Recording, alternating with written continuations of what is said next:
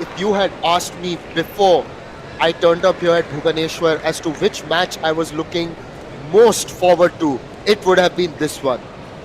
It is Japan taking on China. The lineup itself is an array of glittering stars. On the Japanese side, you've got Tomokazu Harimoto, Zora Matsushima, Hiroto Shinozuka, and on the Chinese side, no doubt about each of those players. Liang Jingkun, Wang Chuqin, the world number one, and Lin Shidong. There's Wang Hao in the center, the legendary Chinese table tennis player himself. A picture of calm. He's got a lot of composure. Was quietly watching the other semi-final from the corner, but now he's plotting his own team's journey into the final. Remember, they overcame an inspired Iranian unit, which was in fact led from the front by Benjamin Farazi. They were tested. Numerous questions were asked, but here they are. Everyone knows what China is about. Everyone possibly fears and admires them at the same time. But on the other side, you've got Japan. The Japanese unit, there they are on your screen. Tomokazu Harimoto is of course the show stealer. But don't forget that they've also got Sora Matsushima, who's ranked 16th in the world. And of course, the others too have shown their caliber. In this high voltage encounter, we expect thrills. We expect the best table tennis that one would get to see. Fireworks all round. Diwali is coming soon, but Sachin, I think the celebration of table tennis has ensured that Diwali has come early here in Bhubaneswar. I would say from the firecracker point of view, this entire match, maybe from the fixtures point of view, it is called as a semi-final. But this is a clash of titans. This is no less than a final. You would see the best of the best here. They are the top 10 players in the world, the best of the best, silver medalists, gold medalists, everyone. You're going to be seeing them here onto the stage. Mr. Vipin Mehra, the highest rank umpire from India, taking on the lead position from his Hawkeye. What an excitement. I am just having a goosebump at this moment. The warm-up rallies have become, I can tell you Nishad, if they are allowed to just play warm-up volleys only, they will not miss the ball. They have perfected this art so well over a period of years. And look at that roar, the sign of Harimoto, the signature. Before seeing him in person here in Bhubaneswar, I had seen him on YouTube and television obviously, and particularly was fascinated by his practice regime. Just the way that he continues to roar, continues to give it his all. And now here's what it is like, he is 22 years old, has already achieved a lot, yet people think that he may not have achieved as much as people thought that they would be. They've just set such high expectations, but he's already an Olympic bronze medalist back in 2020. He has won medals in other events as well. Give him time. He's only 22 years old and he would quite possibly achieve a lot more than what people expect. He's still got a lot of time in front of him. On the other hand, you've got Liang Jingkun, another fantastic player who hasn't tasted glory in the Olympics but has been very consistent in the World Championships, World Cup, Asian Games and the Asian Championships. So, this is definitely a clash of the titans. But Sachin, here are a few statistics for you and then I will bring you into this discussion. These two have played each other 9 times. Tomokazu Harimoto has prevailed on only 2 occasions. The last time he beat him was back in 2024 during the WTT finals in Fukuoka. It was 3-1 to him. So there's still some work to do for Harimoto if he's got to get his team off to a good start here. Yes, absolutely. And looking at the stats, there's going to be certainly much more pressure on Harimoto. And looking at the team championship and the semi-final there, it's going to be further more pressure. And in the last game, what we saw, Liang Jingkun won a pressure match against Iran after Pudong losing on to Benjamin Farazi was commendable, and certainly it's a great start. Good amount of confidence has shown by Wang Hao on Liang Jingkun. First serve, let's serve. Maybe just a sign for all of us to take a breath. One more leg. Again a leg. Take another breath, Sachin.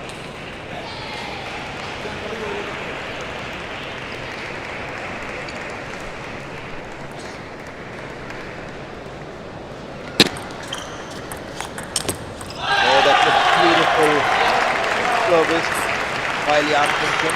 Shot this tight and that beautiful soft flick.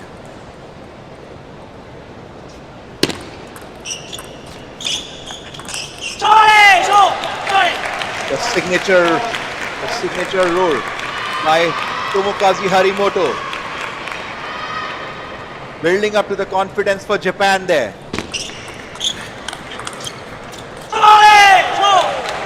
Yes, once again, and as always, I just spotted senior Harimoto sitting there in the VIP stand. He's ever present, watches them from close quarters. Well, he won't commit this time. What do you make of the change that China have made today? Because if you look at it, Then they have shuffled their lineup around.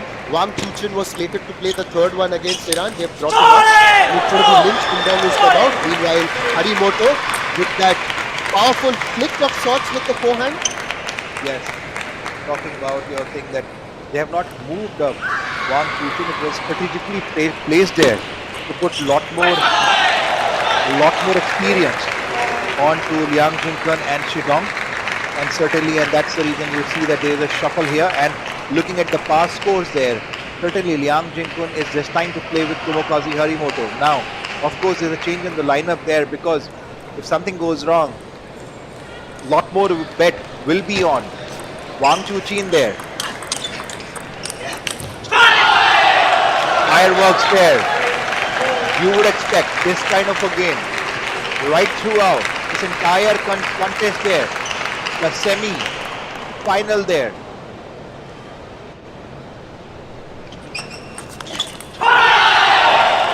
Liang Jinkun with a fiery backhand there, absolutely leaving no room for Tomokazu Harimoto to move at all.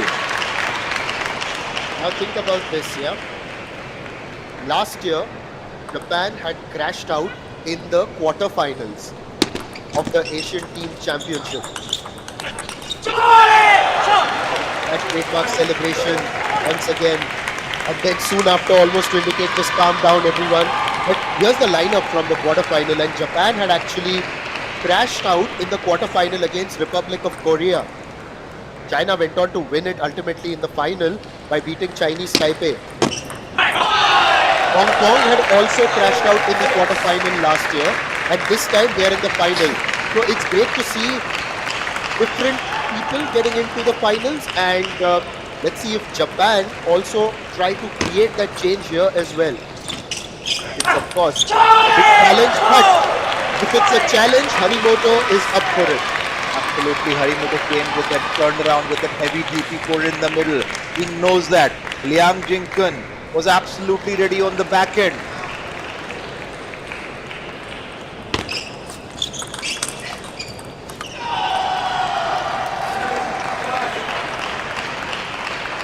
Big disappointment here by Harimoto.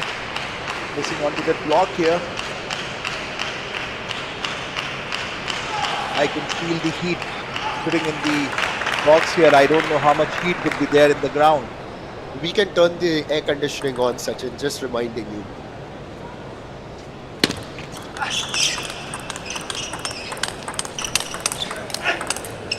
Long rally there. Long. We had not taken, let me tell you, audience have not taken breath on this particular. Last count rally was 12. 12 shots and they were lightning quick. Lightning quick. That's what you get when you've got players of this caliber. Lighted backward. Tomokazu Harimoto. A change of spin, a change of mindset. Winning that point, 2 back-to-back. Now, It is on these occasions that I really wish that I understood all languages in the world, so that I would at least know what they are telling each other there. He's now moved ahead. You can feel the energy. He takes that round across, looks towards his teammate. And that's Harimoto's corner. When he's in that corner, when he's still and he's dictating terms, he knows what he's doing. okay, one more in a row.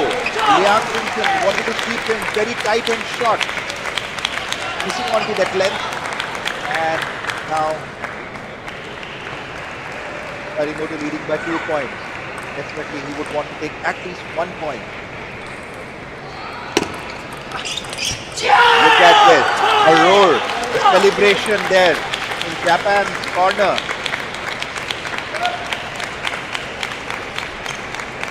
Yes, it's game point. Liang Jinkun to serve.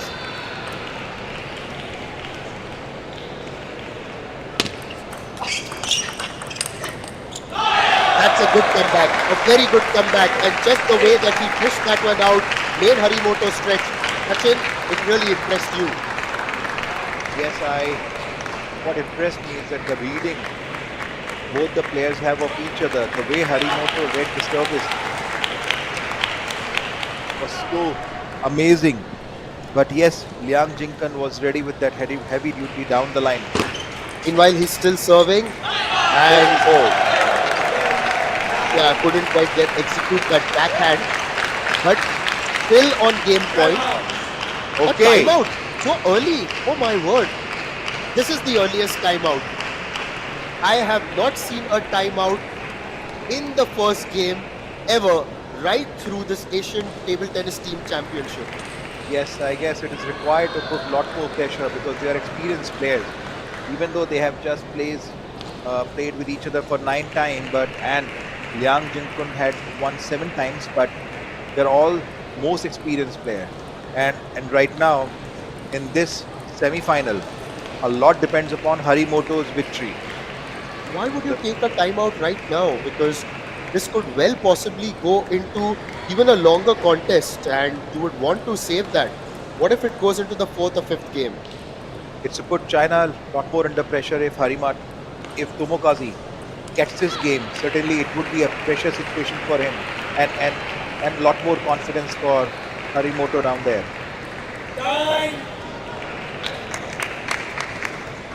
And since it is Harimoto's serve, he would definitely want to capitalize onto the momentum that he has, at least from the lead point of view.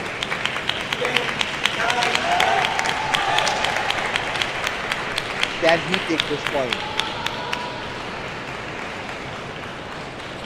And he's serving, so that makes that timeout all the more intriguing, shall I use that word. Hits that out. It's going to be a deuce. Gosh, this is very early in the semi-finals, but oh my word, we've seen some quality already. The game has just begun right now. A lot more show is there to be put up for Indian's audience here and across the world.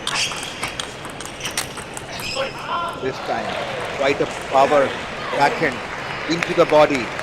But he did apologize immediately, so I think he was aided by the net. He just said this is just the beginning, and as we like to say in India, this is only the trailer. The movie is yet to come. This is the trailer. A change in the position brought in by Harimoto here.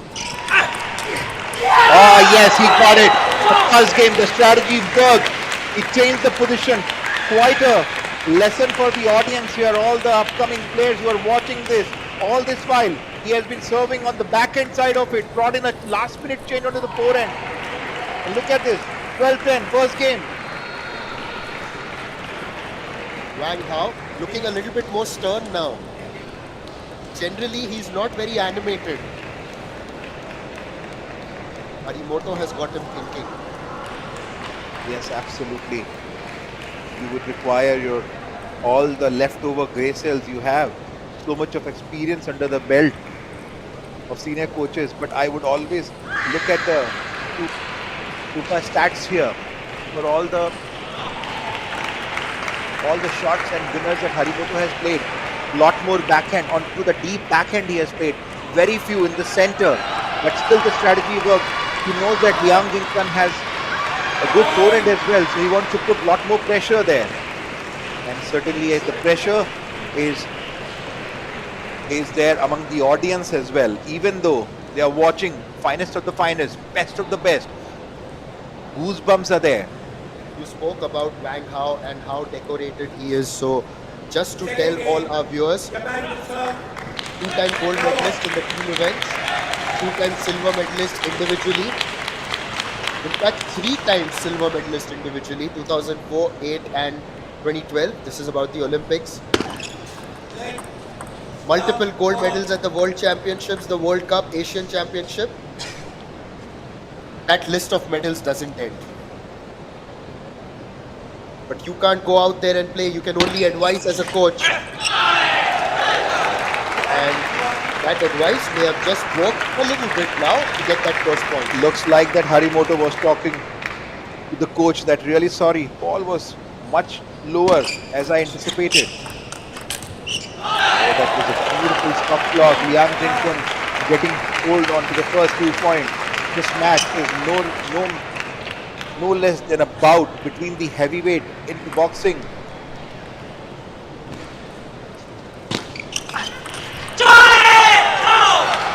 He excites.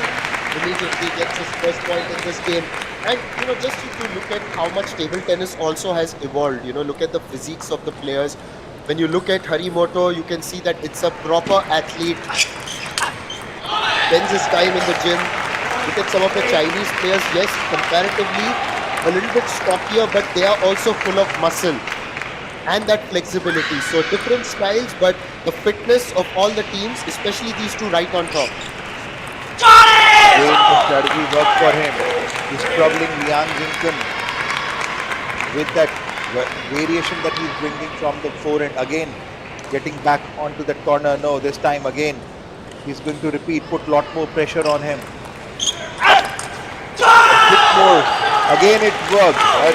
Tomokazu Harimoto with that roll, closing the lead. 3-all.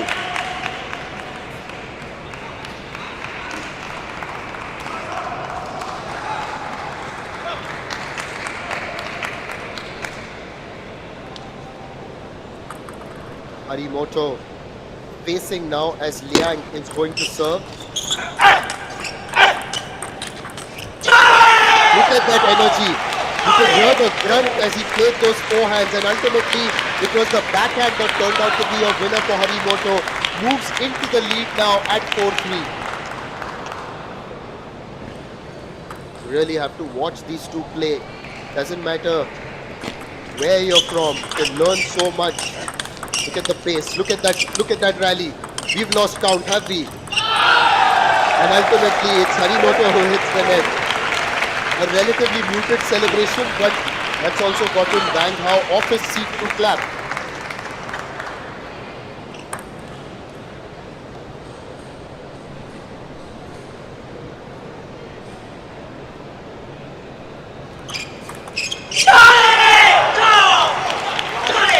The net and a change in the serving tactic, perhaps. Yes, absolutely. That is the place. He's building up some surprise for him, and this time A lobby game. Harimoto with that beautiful lob. My goodness, so much of lesson here. But this time, he's not able to get it across the net. It lands on his side of the table.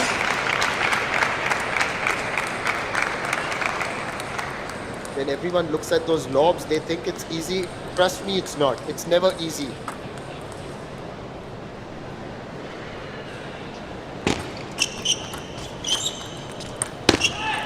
Oh, took the net and landed on his own side there. Harimoto. Lang now moves into the lead. It's a slender lead by 1 point at 6-5. Yang seems to have very good temperament.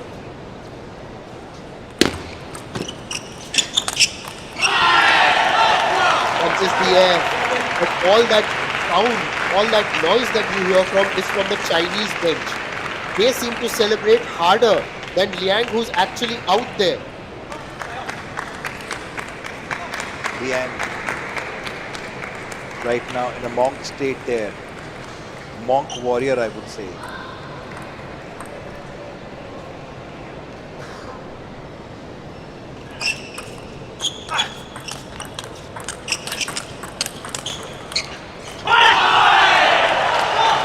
Now his celebration was a lot better because this has taken him, or rather given him, 3 points lead, and that last rally was 10 shots long. A credit to all our Simba statisticians down there, because it's not easy to count the number of shots when the rallies are so fast. That was a quite a flick there. He was in the air, pounced onto that ball, just like a hungry tiger. Got that point. And yes, we are talking about it. Certainly, these are very high-end cameras there, catching on to such a high and speedy rallies there.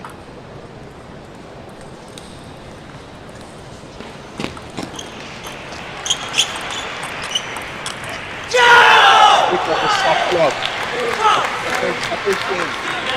Drop in by Harimoto. Time out. by Yang Jingkun. What is happening, guys? Look at this. So much of pressure here.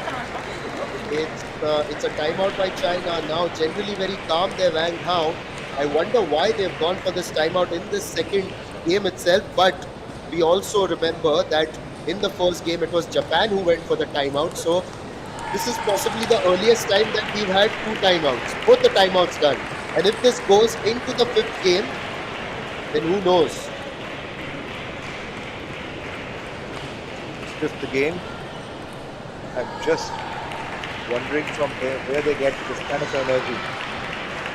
The intensity of the stroke, emotions, everything is so high.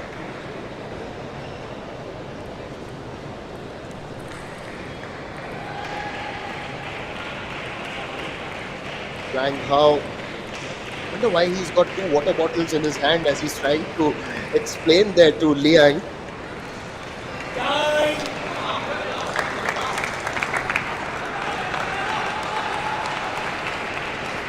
What is interesting to see is that all the members of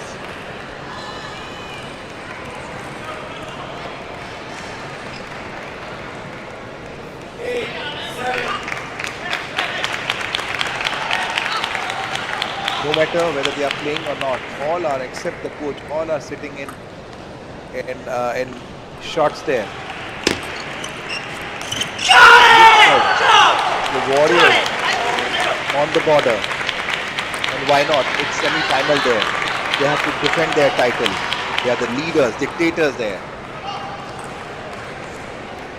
8-all now. Tomokazu Harimoto trying to take the second game as well, but this time he's hit it out wide. The bigger celebration alright from the Chinese bench. Wang Hao remains seated while those around him go up. 88% backhand shot wins from Liang. That's quite a phenomenal percentage. Oh, Liang jumps onto the ball. This is for the first time. He has shouted. He has got the ball. He has got the reach. He has got the power to gain points. Yes, it was the importance of the point that really brought that emotion out of Liang. Now, he's going to get to serve as he endeavors to equalize.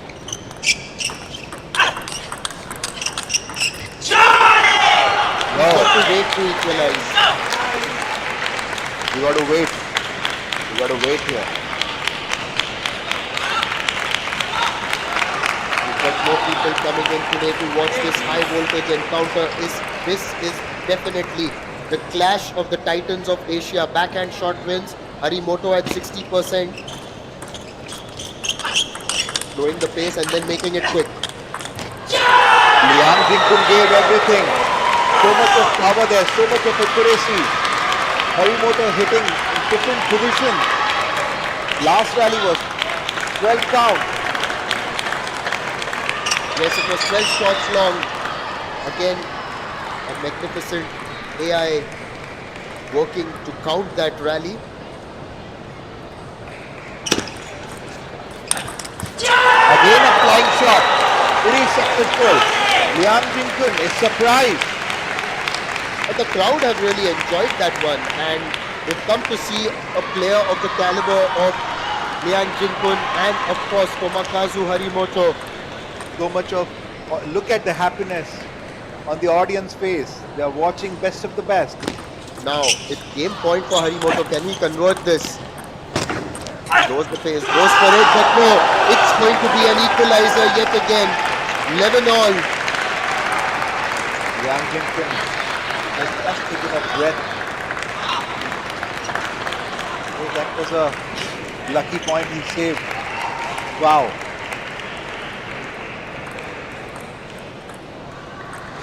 I'm sure audience, dignitaries, everyone would be thinking, what a beautiful match they are watching here. Completely taken by surprise.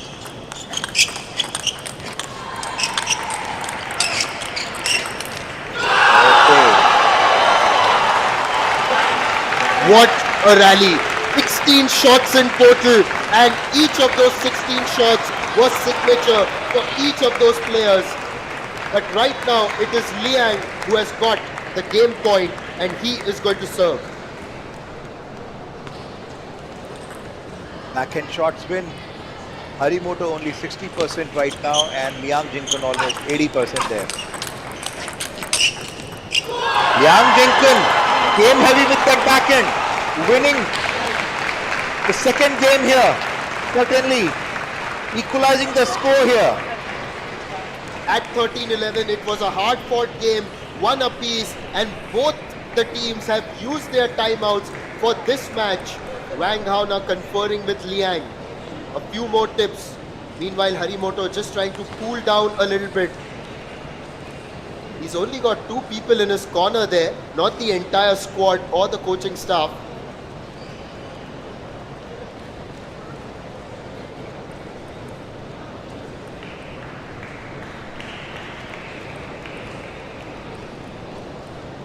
What is lovely to see in this stadium is right now China combating with Japan, but audience is just supporting table tennis. They're seeing some really high quality rallies here, and of course they're just appreciating what they are watching.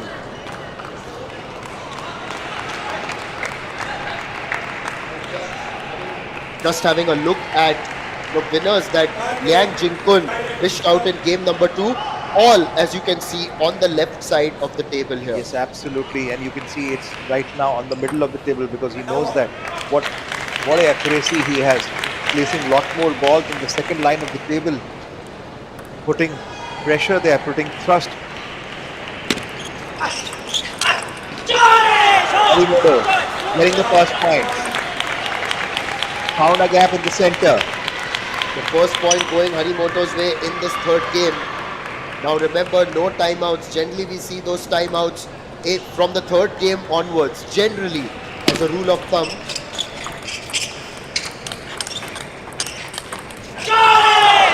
Again, he was powerful, he was ready, and moves up 2-0.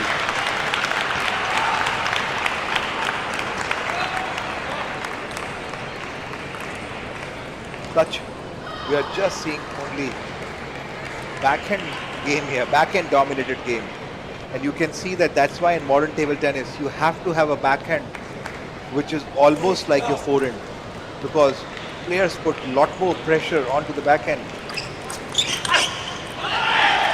That just goes off the top of the net and it goes out, which allows Liang to open his account. Yes, India may not have lived up to the hopes of their fans, but yes, people have turned up to watch this high voltage encounter. It's the clash of the titans, and I keep saying that Liang has now equalized. You know, you look away, watching for a moment, and you've missed 2-3 shots already. Absolutely, the game is so lightning fast here.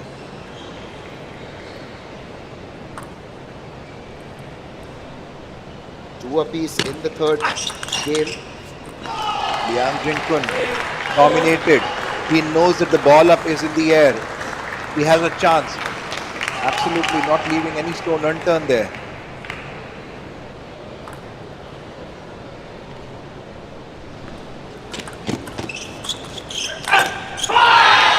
Oh, I just missed the top of the net. Maybe the idea was right because that was an open corner.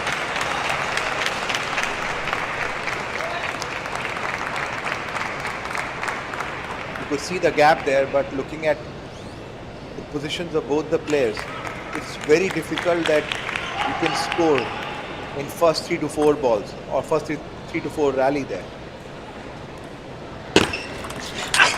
Power backhand, power play.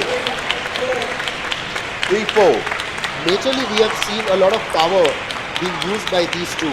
But when it comes to subtleties, what do you think about Harimoto's game? Because on a couple of occasions only, he has reduced the pace and gone for those slices. So what would you make of that?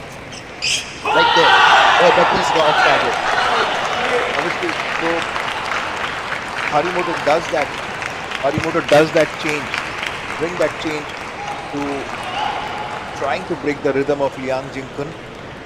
And couple of times he has been successful, specifically if you see whenever he does the service from the forehand, he reduces the speed.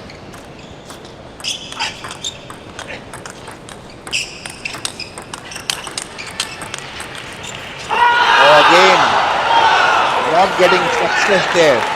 Almost dominating this rally by Harimoto, but somewhere this is the second time he wanted to place, and last count rally was 15. 15 shots in that rally, and it was so quick, so quick. I didn't know where to look, whether at my monitor or just out of my window and down there for live action. Let me do that for a minute.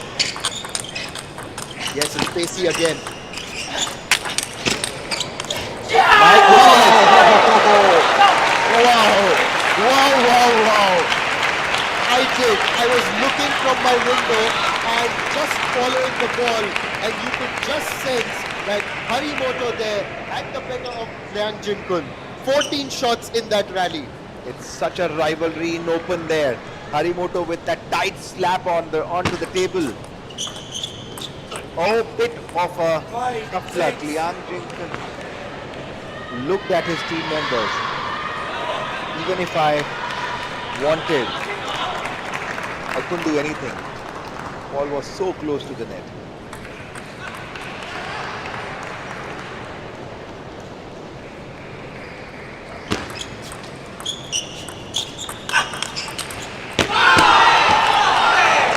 Three jumps by Harimoto.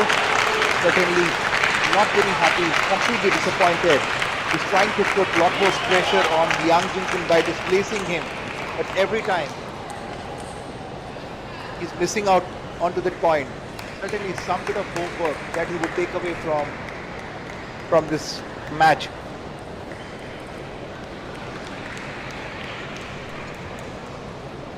When we look at this match, it's just simply phenomenal, the level of table tennis. You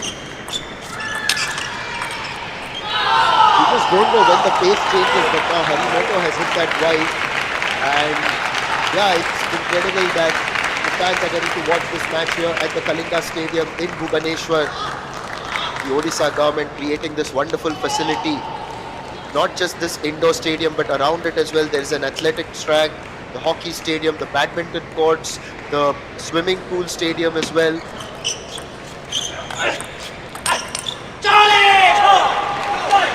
That was a power forehand, and that ultimately is deflected off Liang Jinkun's racket and gone out. Backhand shot winners. Liang Jinkun 75%, Harimoto is on 83%. That's another Stupa statistic for you. Suddenly a lot has been covered by Harimoto here.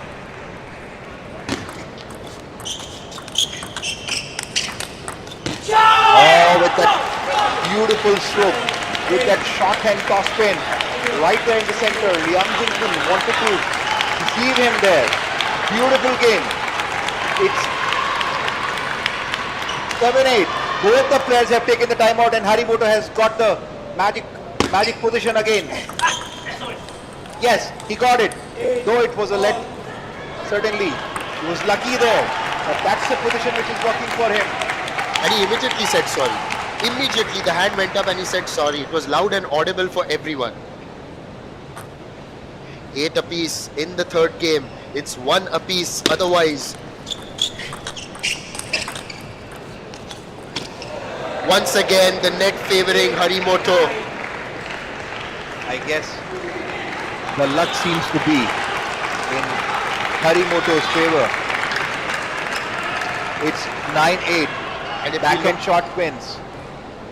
Equalizing, almost equal score. Harimoto marginally up by 3%.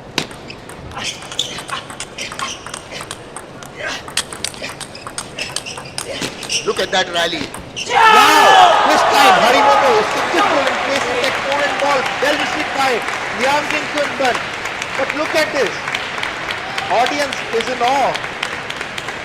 Well, how does artificial intelligence track natural brilliance? Here's an example for you, because the Stupa AI has told us that it is a rally which was 16 shots long. It is the longest rally in this match. All these statistics that you see, it is via artificial intelligence. A wonderful creation of Stupa, of course.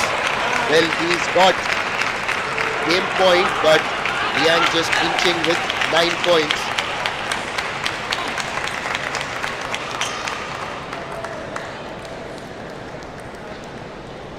Now serving for the game.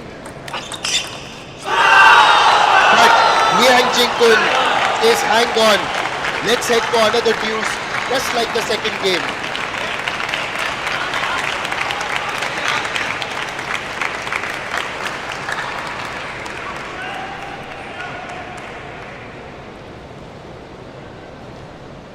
It's a deuce. Pin drop silence in stadium. 1-all, 10-all.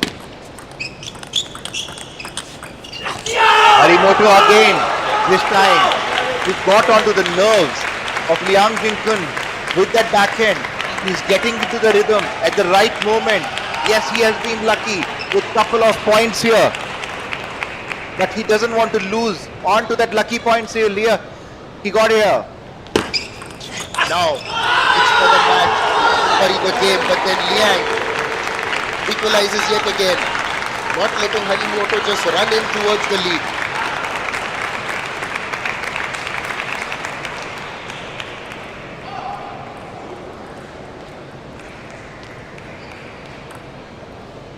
At 11-all, it's going to be Liang to serve. Yes, happiness in the corner. Slightly late roar though by Harimoto. He took a deep breath. Liang Jingkun still with the Monk Warrior face. This is the third time though that he's taken the advantage in the deuce. In fact, Okay. this. Every time. Oh, a yellow card. Okay. Now, What was something that for? I guess he has taken a little more time. Possibly that's the reason. Okay, now we've got to see whether he can finish. Yes, he does! And that is the game. Harimoto goes 2-1 up in this first match. Do not take your eye off this gripping encounter between Japan and China in the semi-final. Don't go anywhere. Lot more action is coming up. Still the action is not over in this first match, but it's China versus Japan, clash of titans, clash of egos.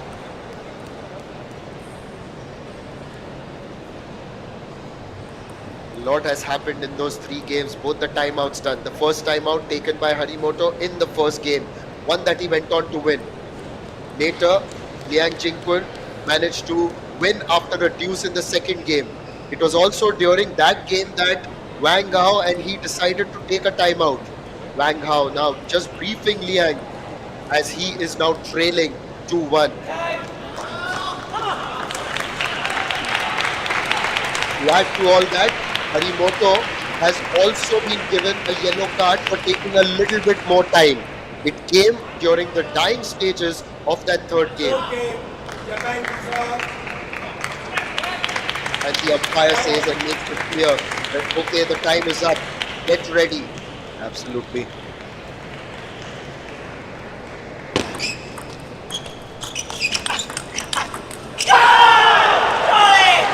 you have best of the best players on the ground, so you have to have a best of the best umpires who are going to be watching every move. This time Liang Jingkun displays him onto the forehand. It's 1-all. A bit of a change in strategy brought in by Liang Jingkun as well. Yes, a change in strategy. Liang Jingkun again wanted to displace him onto the forehand. Was not in position to play that stroke. Gave away the point. 2-1. Harimoto.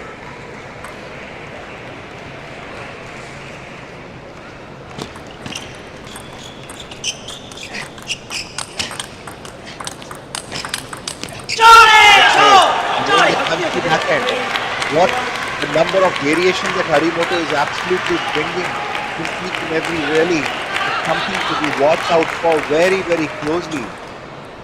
He's sometimes softening the ball, sometimes hardening it. This time Harimoto just hits the net. He had taken a 2-point lead, or Liang just shoots back. Remember, Harimoto is leading 2-1. He wins this game, he gets Japan off to a victorious start here. against China. That energy keeps him going. He's moved to 4-2. A towel break. I'm guessing the players will be setting a lot more. There's a place in the final at stake. This is an intense encounter. In any match where there's pressure, obviously, physiologically, it takes more out of you. Oh, this time the ball went on to the body. Harimoto was not ready. He was not in position, not in control of the ball. I think this is the only ball which he has not been in control of. Lost the rhythm, 2 points, back to back, it's 4-all. 4-all, and there was a time when Harimoto was leading by 2 points. Now it's all level here. Our backhand. The Chole boy leading by 1 point, 5-4. What does Chole mean exactly? I'm sure it's not what it means here in India, right? What it means in India. Well, he streaks yet again, moves up to 6-4. Absolutely. He's looking more and more formidable.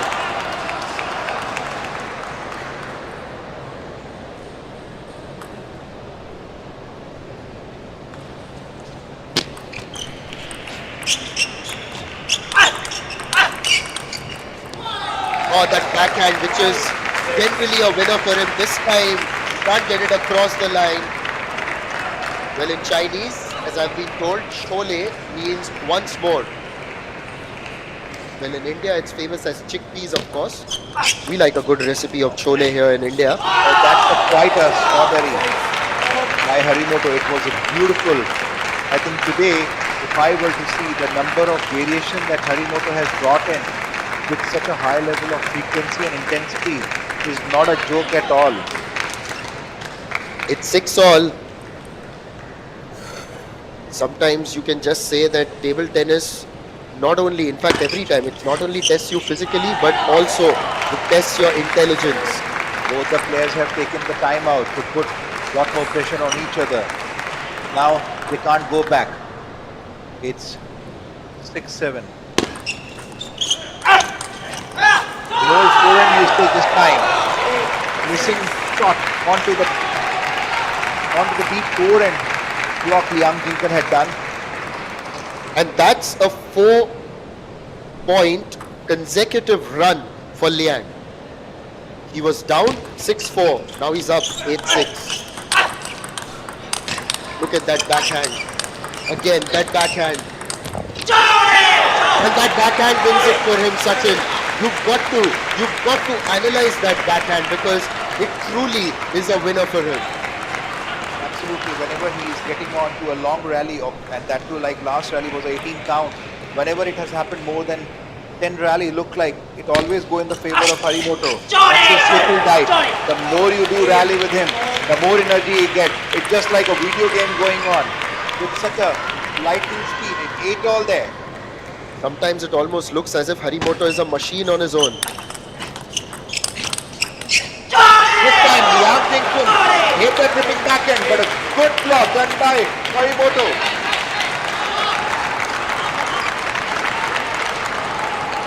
%89%. That's the percentage of backhand shot wins for Harimoto. It's 9-all. Now, for the third consecutive game, are we going to head into a deal? That's what I can say. Young kid on my WhatsApp, they are saying, what do I learn? What do I watch from this match? Should I learn tactics? Should I learn fitness? Should I learn placement? Should I learn speed? What? There's so much to learn. Obviously. Learn everything. Learn everything. Because that's what makes champions. And he's got game point now. Liang.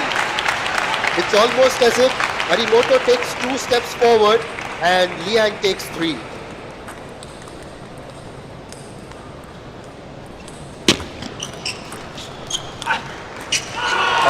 Harimoto gave away the point. And now it is 2-all. The match is going towards decider. Yes, this has been quite an intense match. Just when you think that Harimoto is dominating, you've got Liam fighting back. Wang Hao. Now this is a little bit more animated than usual, but he would definitely give him those golden words of advice. Looking at this graphic that we have for you, another Stupa graphic here, courtesy some AI as well. The serves by Liang Jingkun in this particular game, that was game number 4. Absolutely. So the whole strategy for Liang Jinkun, I can tell the audience, is that he's trying to keep lot more balls in the center of the table, which is the middle side, and keeping the suspense. He is leaving some of the room for shorter and longer serve, so that he can confuse Harimoto which way the next serve would come. So much of brilliance here, so much of tactics, so much of power.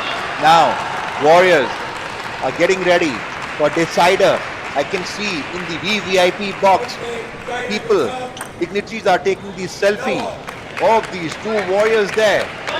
What a moment to watch out for. What a beautiful.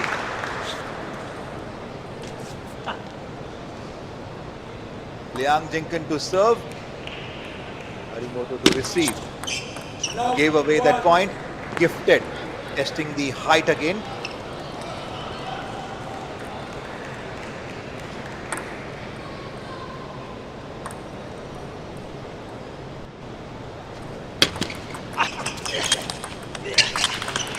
Backhand of Harimoto is the winner yet again. I can keep marveling at that backhand because there is solidity, there is flair, and there is that power there as well.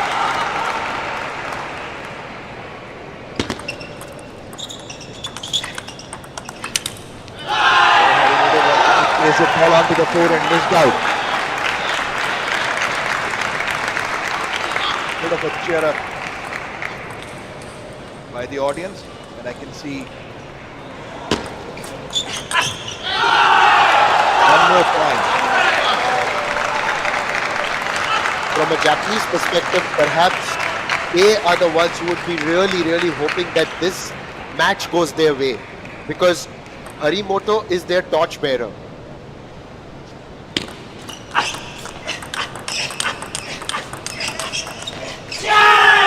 At this point, he literally snatched the point from the hands of Liang Jinkan.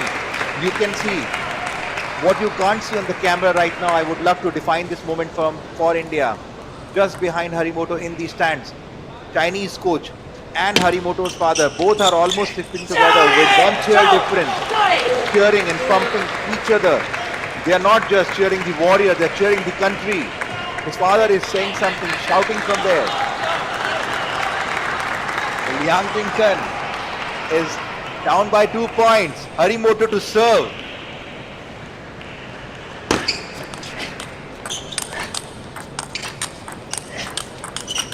Oh well, this time it could be under edge and onto his own side. Since the start of this rally, Harimoto was not in position. For a second, we thought that he has got the control, but he lost it again.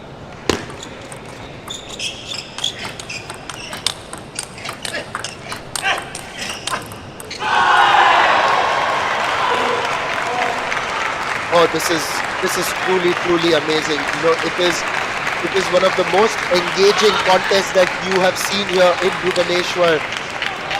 The table tennis fraternity has truly been blessed that the semi-final is producing such a high octane encounter. With that lethal backhand, couldn't follow up with a forehand shot. Harimoto losing on to that 3 points in a row. Liang Jinkan, the quiet warrior there. Yeah, he was actually up 4-2 and then he lost 3 in a row. That's what, as I said earlier during the previous game, Harimoto gets 2 steps forward, Liang comes 3 steps.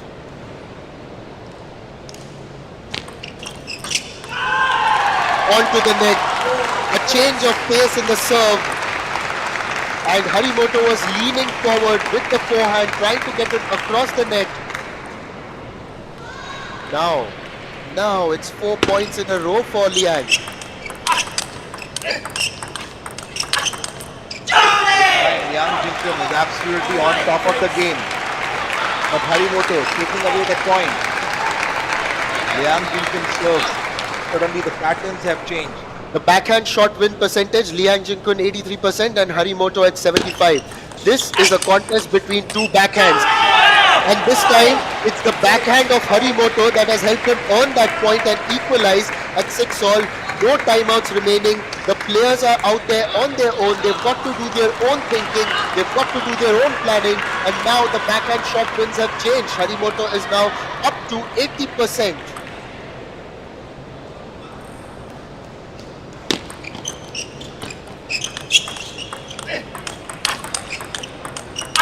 Oh, that's a full sweep by Harimoto. It was such a quite a winner there. Liang Jinchun, for a moment, the ball touched the net, but Harimoto well covered the ground there. And the backhand shot win percentage now Harimoto level with Liang, 83%, both of them.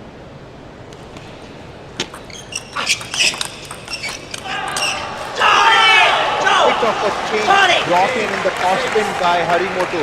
If you see, he just waited for the ball and did a short spin there. Liang Jinchun lost the rhythm onto that ball. We often say that if he takes 2 steps forward, Liang takes 3. Now is he going to come back? Will he get that point? That is the first step. Harimoto wanted to slow down to that ball, but well returned by Liang Jinchun. Quite a footwork.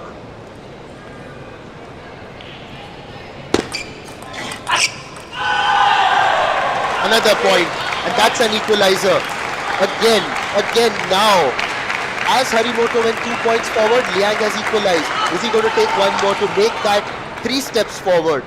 Because this is a pattern that we've seen right through this encounter.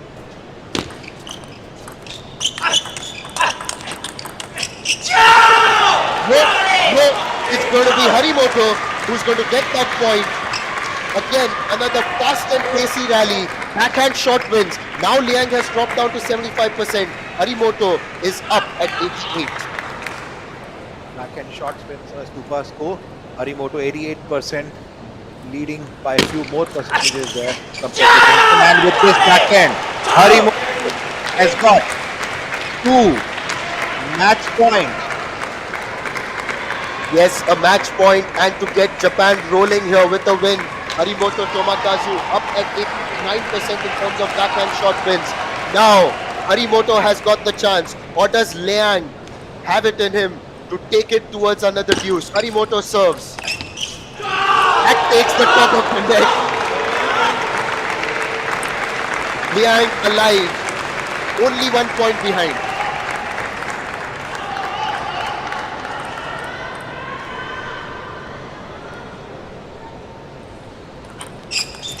A bit of a change brought in by Harimoto. Gets the match for his nation. That was a total work. Signature move by Harimoto. What a change, sudden change brought in by him. Reverse pendulum, cut service. Absolutely taken a surprise. This has been an exhibition of great table tennis. The world number 4, Harimoto Tomakazu, has truly set the tone for Japan in this semi-final against China. Having a look at the graphic map, here it is, the kind of winners that he delivered. It went into the 5th game. 52% were around the half length, 46% were long, only a couple of them were short. But as you would expect from Harimoto, the backhands were right on the money.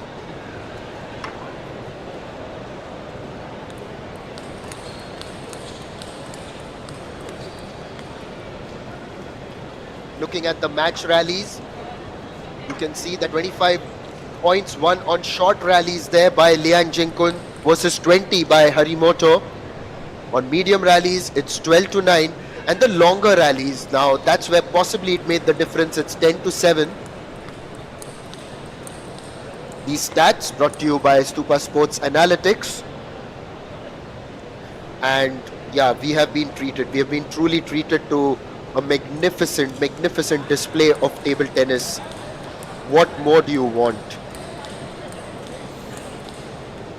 Japan have taken a 1-0 lead. Now it's over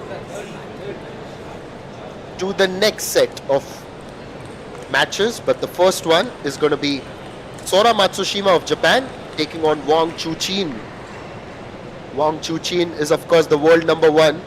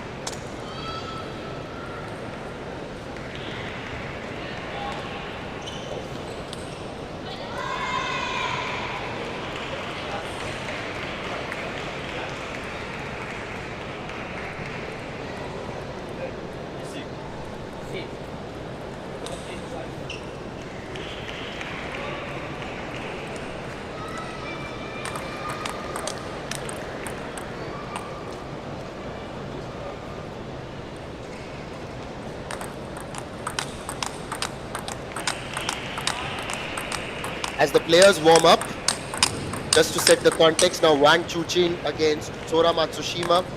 Sora Matsushima is only 18 years old, but this 18-year-old in front of you who's a left-hander is facing a stern test as the 25-year-old world number one Wang Chuqin is before him.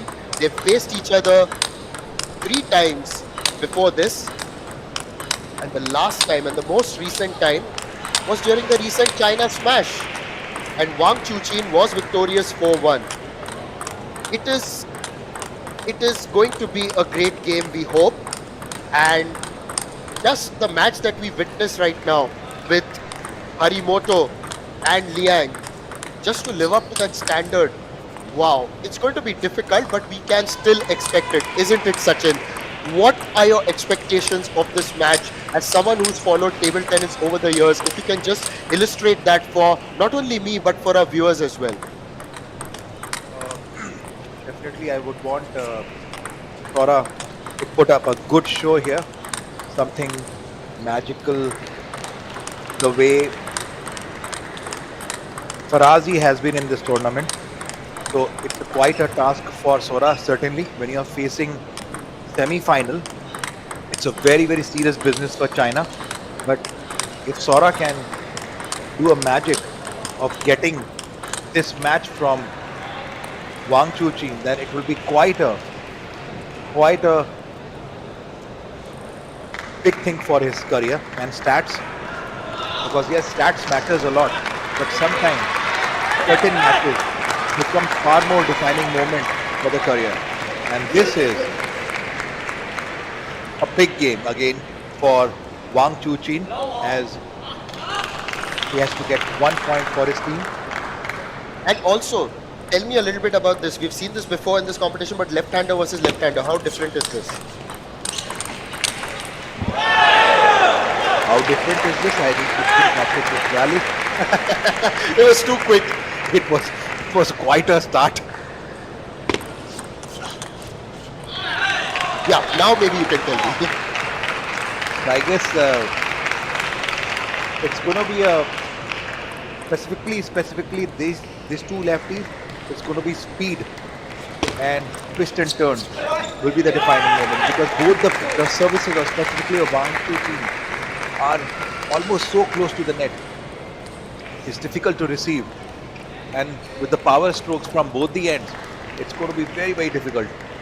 But say a right-hander facing left-hander, of course, that's a challenge for the right-hander. Oh, what a Oh, shot! that was a bullet into the body of Matsusema. Well saved. But Wang Chuchin came back with another bout onto his extreme forehand there. We can see some patterns already, forehand to backhand. Now it's currently backhand to backhand, and Wang taking a slender lead at 3-2. So yes, it's so different now. Left-hander was left-hander. Oh, he went for that big booming forehand, but missed it. Well, look at the kind of energy both the players are putting in. It's just 3-all, first game. All we have seen in such high-level tournament that generally players warm up. Sometimes somebody receives the serve, miss the serve, sometimes forehand. And that was a point that Tora Matsushima truly deserved. He was on the attack and really made Wang struggle for that. But that rally lasted 10 shots.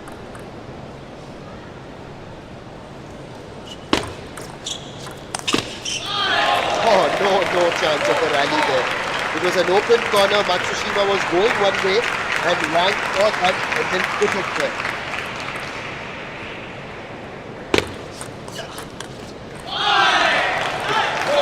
Wang Chuchin getting one more point with China.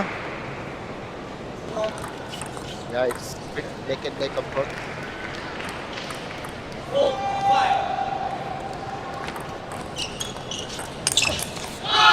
Oh, what a shot! That forehand, just the way that he hit it, and that swivel when he did that. That's the cracker of a forehand. There was no way.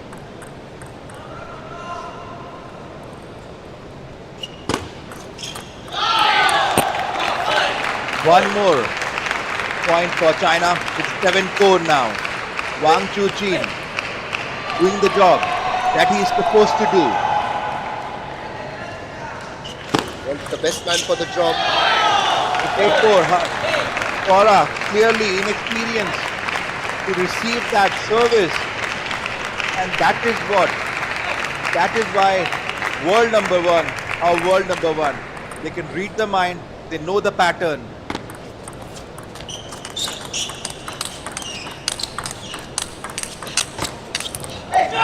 Wow! He was shot after shot.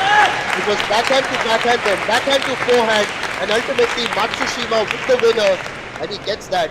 Now, as a left-hander, if you can just focus on the fact that you don't get too many left-handers to practice against, how do you prepare? 2 points in a row. I am just wondering. It was a beautiful placement of the service by Sora, but it was such a short receive done by Wang Chuchin. What a class, what a class. Yet, Wang to serve 8-6. What a hit. It's a forehand-dominated match. You can see the forehand winners from both sides. The previous match we saw both were backhand dominated. Now a contrast in styles with the two left-handers coming out. I would still say that Sora has a pretty good backhand as compared to Wang. But look at the forehand, the way he plays. He turned around and hits a bullet. He goes onto the forehand, he hits a bullet. Such a strong forehand Wang Chuchin has. Sora to serve. Or just climbed on him. I was surprised by the way it was rising, and now it's going to be a game point there, Sachin. A beautiful strawberry by Wang Chuchin. Oh, it was a beautiful chop block by Sora. Wang played the mind game there with that short toss spin.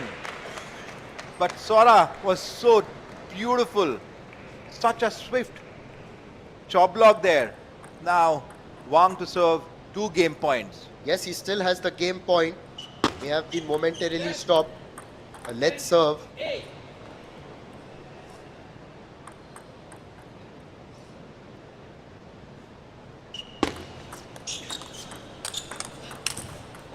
Hits the net, and Wang Chuchin has won the first game. The world number one doing what is expected of him.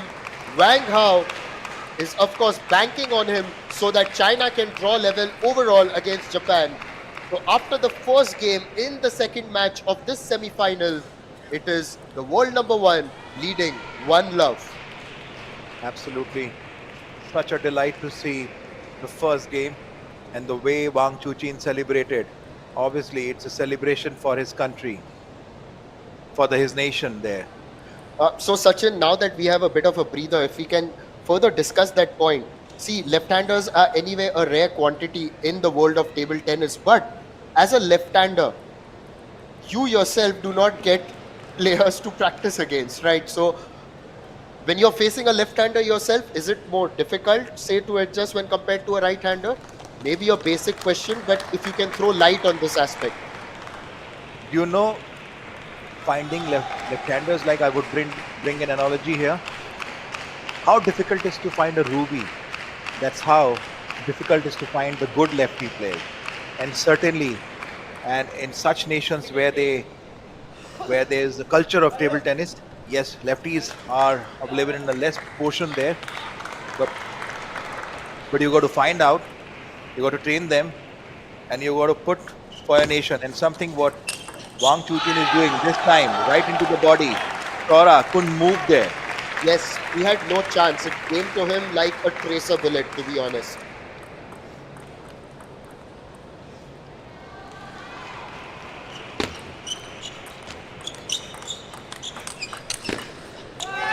A forehand dominated match, all right, and we got to see that forehand again. Now, obviously, again in the first phase of this game, both the winners coming off both forehands. Wang Chuqin a bit confused with his spin. Suddenly the ball came onto his body. Sora 2-1. Bit of a change in service by brought-in Sora. Beautiful.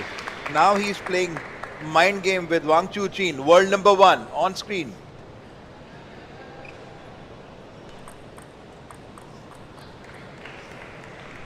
Wang to serve. Oh, that was quite a block deep into the backhand. Both the players know each other, but they both have a very heavy loaded forehand. Unlike the last game with backhand dominated, they got to put them deep in the backhand there. Oh, Matsushima. Now, he was actually backing his backhand over there. But talking about Wang Chuqin now, for the first time, facing this kind of deficit in this match. And that deficit grows bigger. We were talking about forehand winners, but unfortunately for Wang, he has landed that right into the net. Yes, absolutely.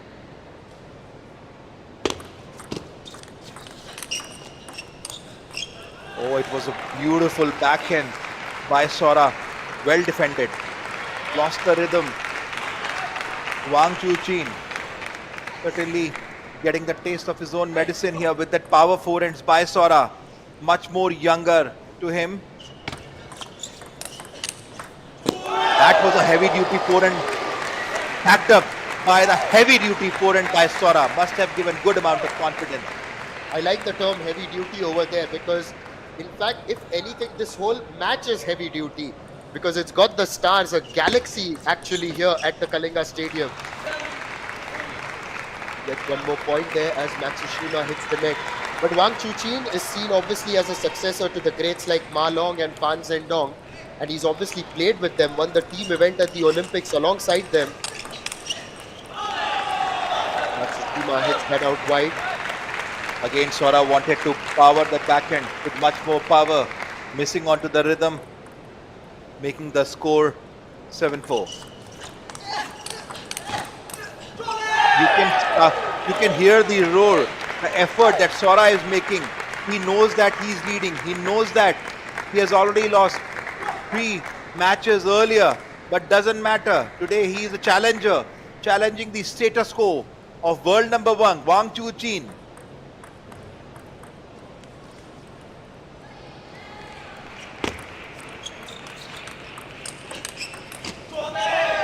This time it was forehand to backhand, and ultimately you have been praising Matsushima's backhand. That was effective there as Matsushima moves to 9-4. This is quite a lead in the second game. Oh, that was a change in receive. It's an intelligent move, not just fierce, but intelligence at play. Now, here's a chance for him to equalize. He equalizes. He equalizes. They are now one apiece against the world number one. Matsushima has turned it on in the second game. 11-4, won by a fair margin there, Sachin. Did you expect that? I thought it would have been closer if he's going to win a game against Wang Chuqin.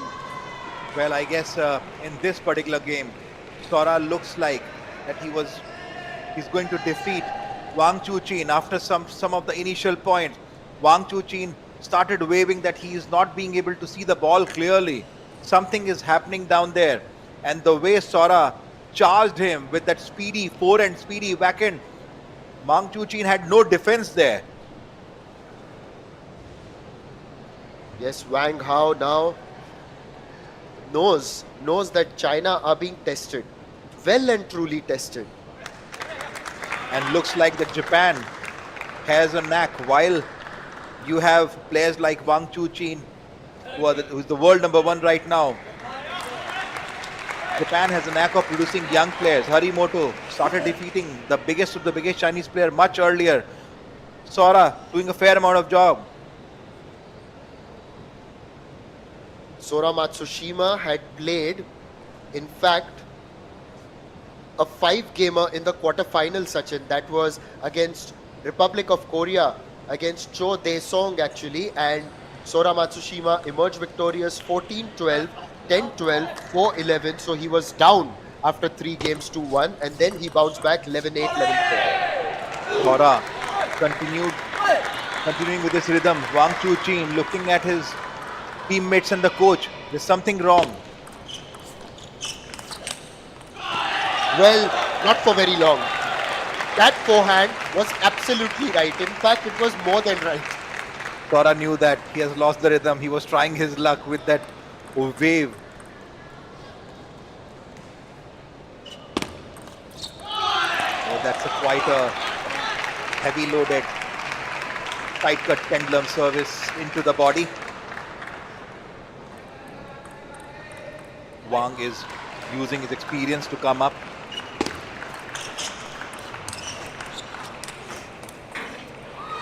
Oh, he was back. He was trying to defend. And ultimately, Matsushima's aggression triumphs so that he levels at 2 apiece. It had taken the net and Wang Chuqin responded, but he lobbed it over the table. Taking the lead yet again, Sora Matsushima into the net. Challenging Wang, the world number one, to go for his forehand, but then he hits the net on that one.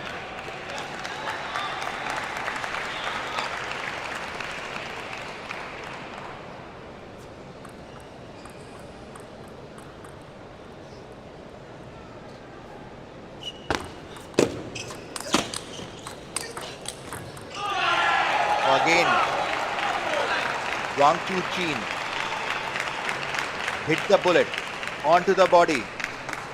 Whenever he gets a short ball, he knows that Matosita can actually come back with his forehand, so he doesn't take a risk there. Puts the ball in the center.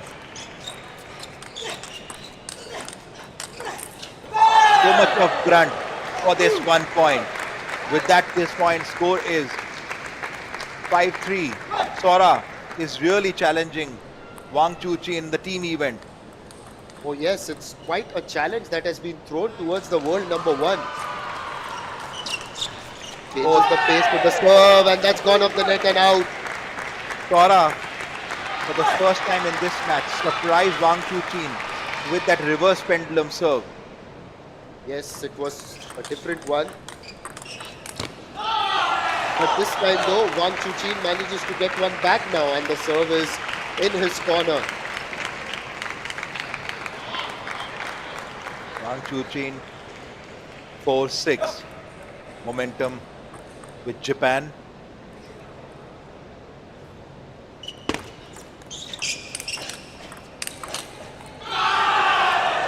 That Sora was decisive by Wang Chuqin. You could see him putting in all his energy and power. And although Matsushima was blocking, well, it was hit a little too hard. From the look of it, looks like that Sora was absolutely in control of Wang Chuqin's forehand.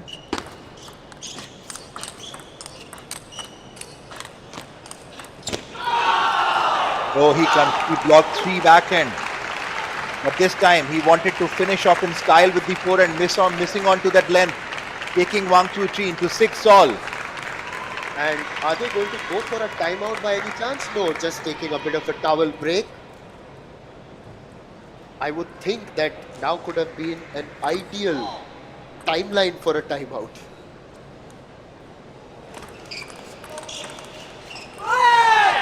He gets that point.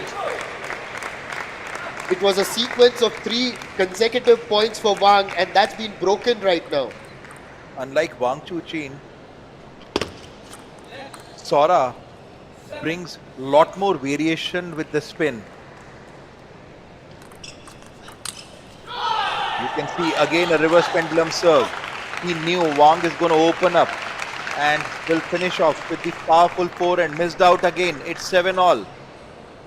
The interesting part is that Harimoto, I saw him just taking his back and walk away, may have just gone down to cool down a little bit, because he's got to play the 4th match, of course, Sora, if it comes to that.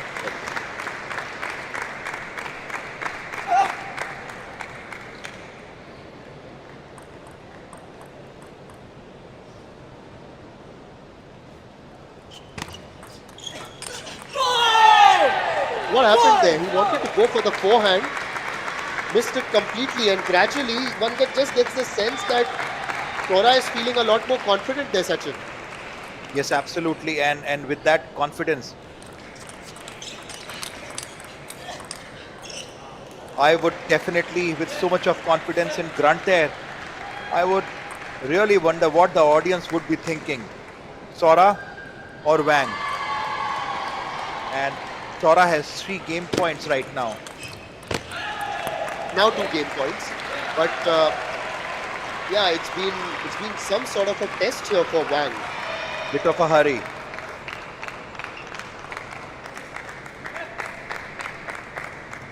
If Sora loses a point, you could expect a timeout here. I'll hold you to that. Let's see.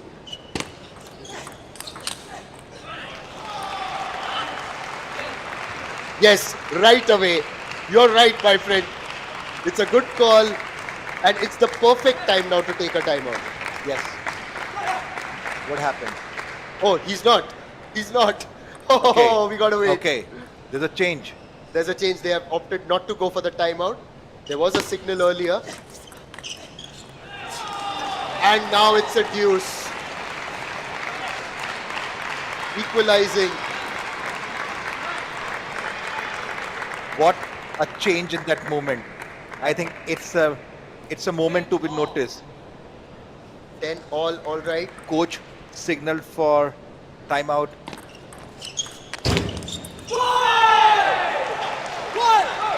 Wow, that forehand in the body of Wang Chuqin for the first time. He has hit that.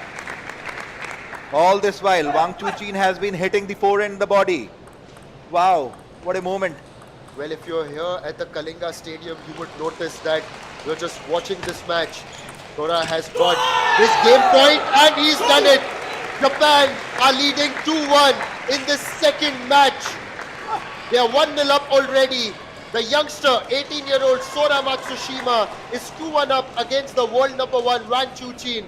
Now, the champion team, the defending champions, the ones who win medals everywhere, are being asked questions. They are being challenged. This is when the champions rise to the occasion. Here's a test for China. What have you got? Looks like quite a challenger moment here. Harimoto won over Liang Jingkun absolutely at the right moment when he is expected to do the job. Followed up by this young young Sora writing the new script for Japan, for his nation, for his team.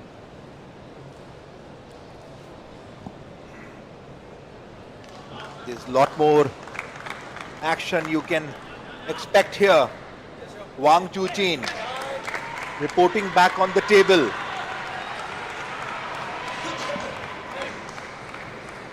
We already seen have so much of different variety of game here. Different services, different placements, power attacks, forehand, backhand. What else do we have in the drawer? Let's see. Wang to serve.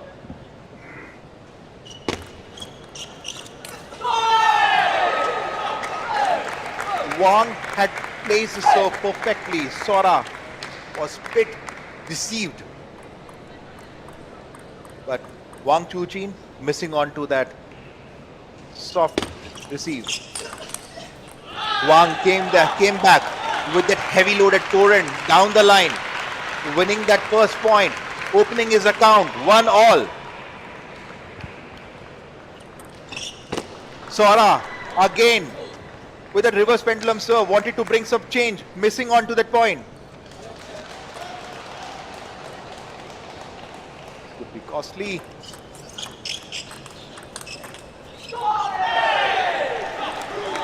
I love to see the way Sora, just being 18 years, the way he makes a space for himself. First with the backhand and then tries to convert the forehand. Unlike Wang, who more depends on to the forehand in initial part of the rallies. A beautiful block by Sora, right into the body. What do you say, Nishad, for that block he has done? It was a half chop block into the body. I'm short of words, to be honest. It has been an incredible match right here. And you've got to say that this block, a slappy kind of a block, was truly amazing. Meanwhile, we have a timeout. And I've got to tell you this, Sachin. And you being a marketing expert definitely may agree with me. I think that the ATTU and the ITTF must adapt a tagline called "Age is no bar, age is just a number," because we have seen that convention being broken time and again in the field of table tennis. Absolutely, age is important for the wine, but not for the warriors here. The older the wine, the better it is.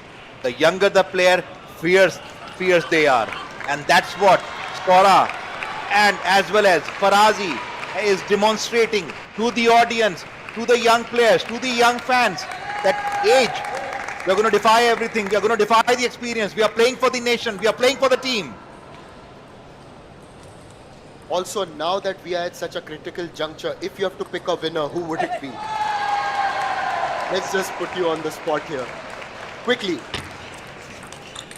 That one goes out. Pick one, please. Can you repeat it? I missed out in between the rally. I said, who do you think is going to be the winner? Oh, that's quite a heavy loaded. You can see right now, Wang Chuqin, after taking a timeout, is turning on the eyebrows there. This time, getting a standing ovation, difficult to predict.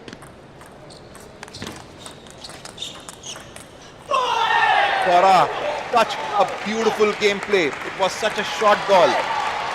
It's 4 apiece. Well, if you ask me, I would still back the world number 1 Wang Chuqin to bounce back. Having said that, what happened yesterday with Benjamin Farazi, anything is possible. But the momentum right now seems to have just shifted towards Wang Chuqin's corner, and he has moved up 5-4. Wang Chuqin, this was your fastest forehand. Looks like it emerged from the anger. Sora missing on to that backhand. Missed just the pace completely. Wang Chuqin is tempting. He knows that he already has 2-1 up. You can see this is how experienced player.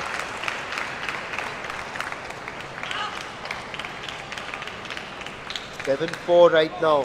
You said experienced players. I just wonder when are Japan going to go for that timeout?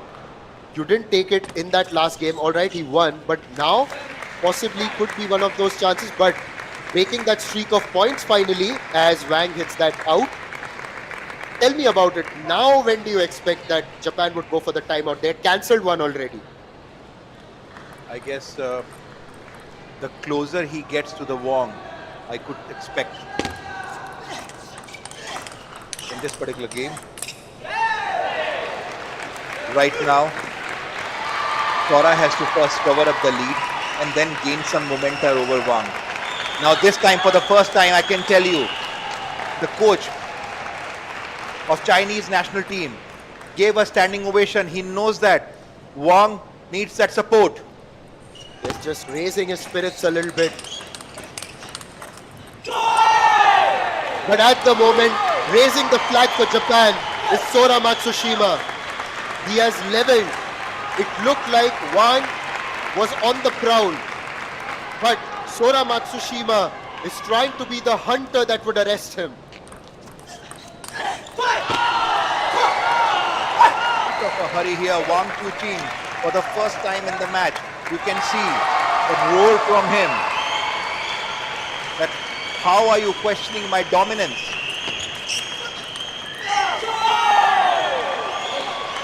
A beautiful wing block by Sora. Wang taking a Wang to surprise. Whoa, whoa, whoa. What twists and turns. 8-all. Sora with 2-1 lead. Oh, What a powerful forehand. extremely powerful, but then Sora also tried to, give a riposte of his own.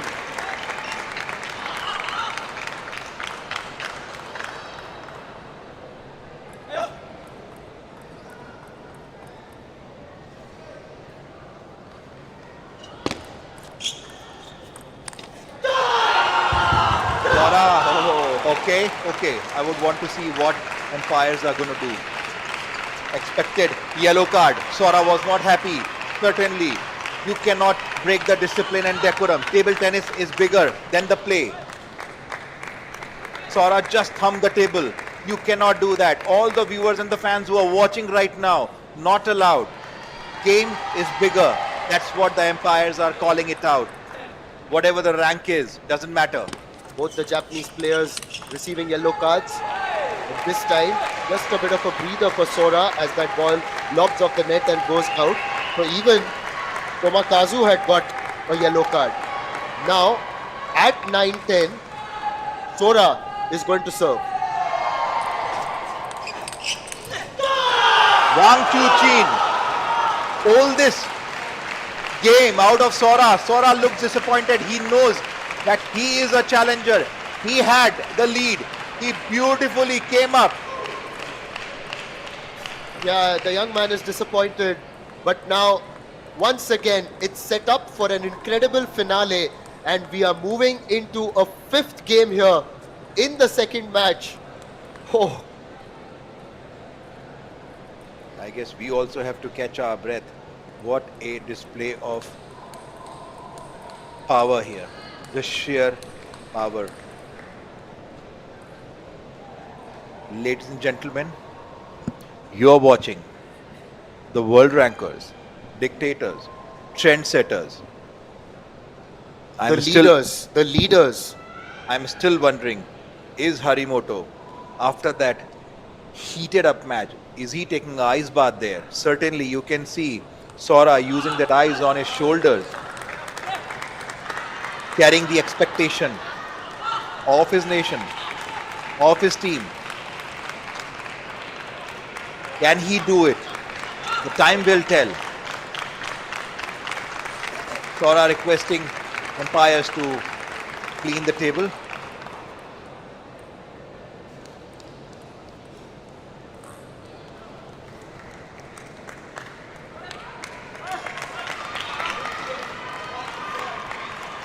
Oh, we've got our breath back. And now we are ready to be enthralled again. Sora starts off well. threw a little bit of a surprise. What was the surprise exactly? The long serve on the forehand. But then, talk about forehand, and Wang Chuqin is right back in with those thunderous doubles, I would say. Sora won't believe that Wang is going to play a lot more backhand there, but this time Wang turned around. 1-all.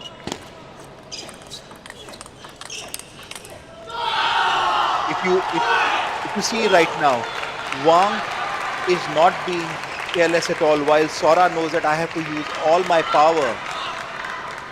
But Wang is trying to get slowly inside the match, and he's not using power yet. He's using more mind and placement. It's often that in these critical circumstances, the class of a player, even if marginally ahead, makes the difference. The temperament as well. But what a winner! What a winner there by Sora Matsushima. But that was a missile he just blocked. With his anti-missile block he had. It's 2-all. It's 2-all now. He misses. Wang trying to shape up and play a forehand, but it was a little too close to his body perhaps. That has gone out. Matsushima at 3-2. This time, Matsushima misses the forehand. Now, Sora. Again, no. I was expecting A timeout? maybe a timeout there. Maybe you and I need a timeout through all this. 3-all. Wang to serve.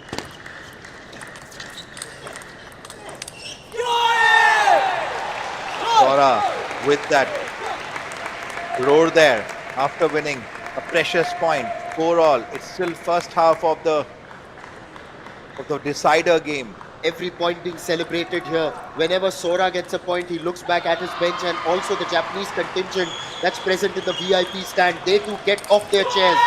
They will get off their chairs again for that one. Wang Chuqin is surprised there. He threw a long service, a long cut loose in the center. Sora came back with a beautiful spinny backhand. Ball just took a deep. Now, change of sides there because we've already reached the 5-point mark. It's a net serve. Whew. I still think there's more fire in this contest. Well, at the moment, there's one man firing, and that's Sora. Has Sora committed to his coach that I'm going to win over Wang without a timeout there? Forget the timeout. If this is happening, why would you want to take a timeout? Surprised him over there with the serve, didn't he? Sora Matsushima, you are just setting the stage on fire. Thank you for this great entertaining show that you are putting up here. Wang just lean onto that short ball, making no mistake.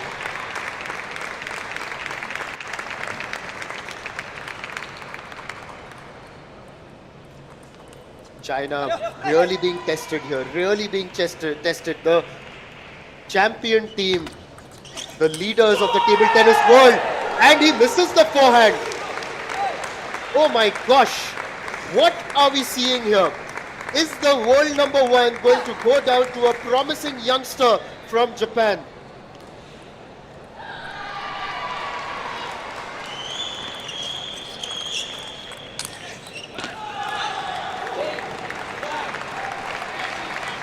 Wang Chuqin is still a picture of calm.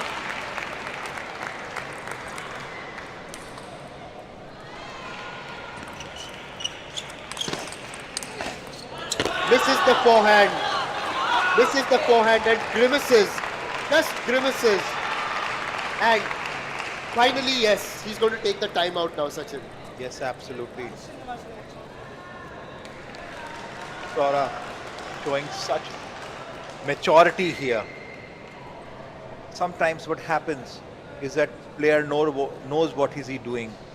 You can see so much of He's tired, he's exhausted. With so much of explosion, he's shaking his hand. He knows that he's giving everything what he has got. Sipping cold water.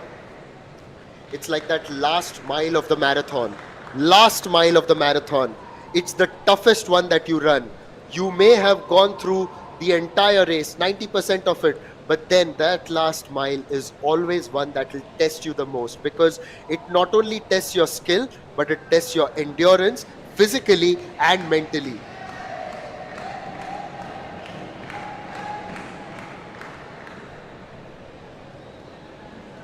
Wang Hao this time, he's only got one bottle in his hand. The last time he had two of them. No, during one of the- this time he has a bigger bottle. Yeah, last time he had two of them, as if to balance those weights, and just giving a bit of advice to his trainees there. But now we are back. This is now it, because this is the final passage of play. No stoppages. Wang is servicing to defend his status here. I can see the audience. They're absolutely onto the toes.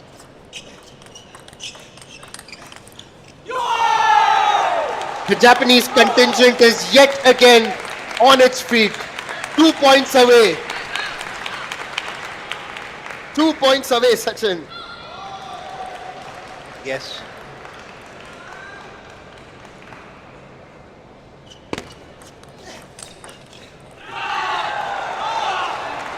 Wang Chuqin holding on, holding on.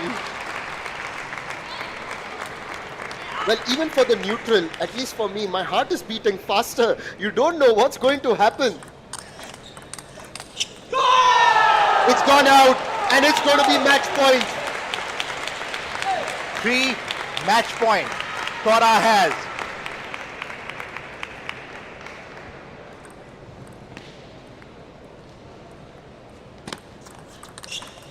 Pierazzora plus 999. It is unmatched, absolutely unmatched. The youngster from Japan has triumphed against the world number one, and Japan have gone 2-0 up against China in this semi-final of the Asian Table Tennis Team Championship in a match that will be remembered. Sachin, have you got your breath back?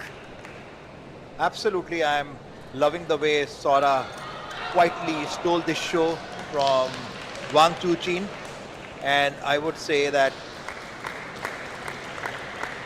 he justified the age completely. Audience is loving the young kid there from Japan challenging the status, and now we have Stupa stats.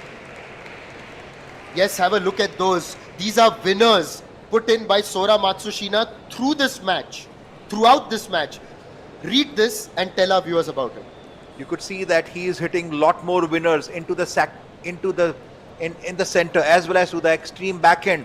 Certainly this strategy is being used because he has explosive backhand as well as the forehand, challenging, absolutely making Wang Chuqin taken a surprise, not being able to move much about it. So that's a simple strategy, push him to the backhand. Now coming up the third match. After that explosion,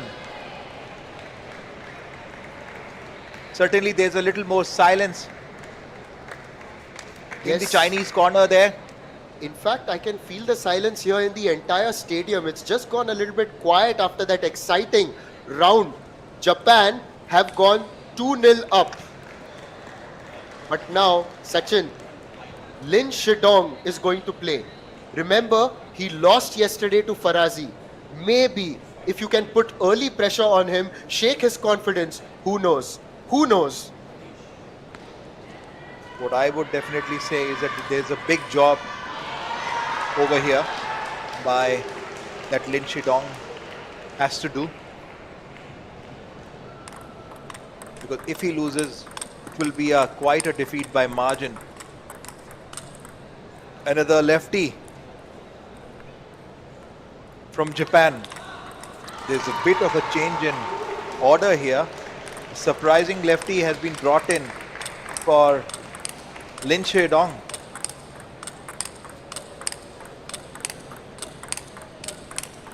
Sora has done a big damage to the Chinese squad by taking on to world number one, challenging and dominating his status quo.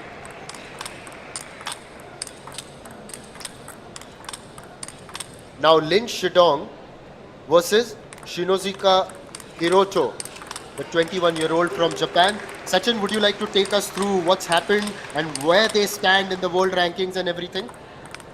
See, all this while, 3 times they have played, Lin Shidong versus Hiroto. Both are almost of the similar age, with matches experience is much more with Hiroto, with 387 versus 282 by Lin Shidong. Career titles 2 with Hiroto versus 8 with Lin Shidong. But there's a big of a difference here in terms of ranking. Hiroto's ranking was 31 versus Lin Shidong, which was number 2. But interestingly, they have played 3 times with each other. Every time, 100% win. There's no surprise here. Shidong with 3-0. First time 3-0 in Asian Championship Astana 2024 and WTT FIDE European Summer Series Budapest 4-3. So clearly you can see that dominance is with Shidong, but today I guess Japan is not just challenging the dominance, they are challenging the status quo of last year winners, China. The show is about to begin. Now it's on to Lin Shidong. Lin Shidong, as someone who lost that match yesterday, so much pressure. It's not just team pressure there, but also individual pressure. It's like carrying 2 big heavy bags on each shoulder. That's off well though. That's off very well. Lin Shidong. He's got to be in that zone, Sachin. In that zone. Cut out all the noise. Block everything. Shinozuka. An explosive start to this match already. What are we in for here, Sachin? It was quite a bazooka. Look at this. He turned around. Perfect down the line.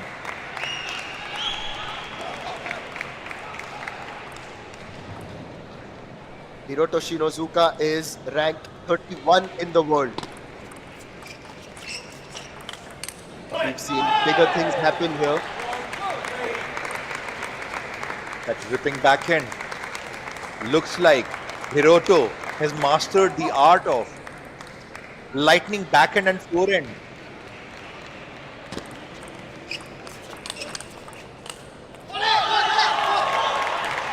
Now, for the table tennis fans, I would also like to tell you one more thing, that if by chance now Lin Shidong wins here, this entire match, we will have a 4th one for sure.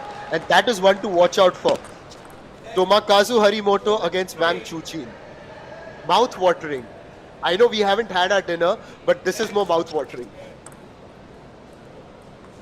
Certainly, like these players can definitely go for the ice bath. We cannot. But yes, right now when it comes to the nation, both the countries are fighting tooth to nail in this powerful battle.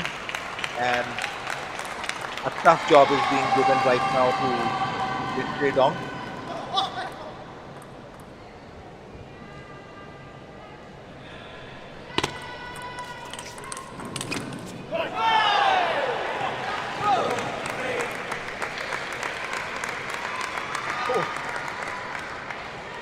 Some of the messages that I am early getting on my WhatsApp. Yes, please do tell us, enlighten us. The vote is right now going in favor of Japan, but anything can happen. There's a strong contender from China is there, and Lin Shidong has already shouldered this responsibility earlier and given a victory to China. So of course, and we were talking about the pressure. We were talking about the the gold medals and the other medals, other colors of Olympic, and that's what China prepares their player for. Now look at the pressure on this player Ling Shidong. He would be under significant pressure because this time China is already down by 2-0. Their status and every challenge, the status is being challenged. Now, can you imagine the pressure onto that player?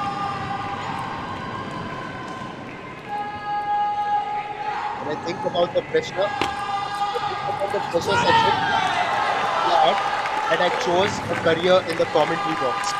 We can watch all these matches, keeping our hearts aside, and we can just look at the action out there in the middle and appreciate.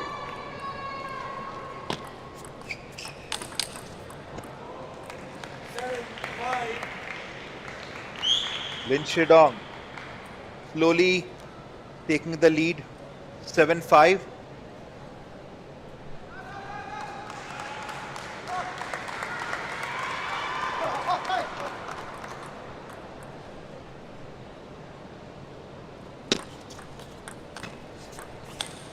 Look at the determination of Shidong. He didn't. The ball touched the edge of the table and he lifted from behind. Can you see the focus? Can you see the determination? Shinozuka may have felt that he missed out on that occasion, but this time he gets that point in.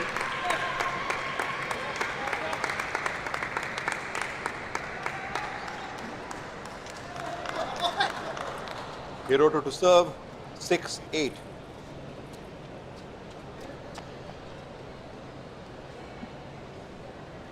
So Hiroto had not played that last match. Now that's a good passage of play for him, gets 7.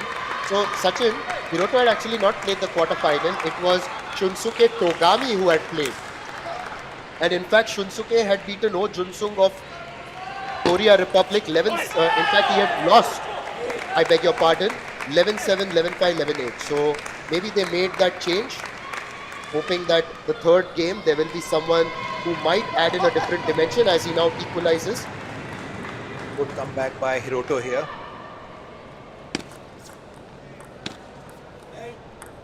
Led service.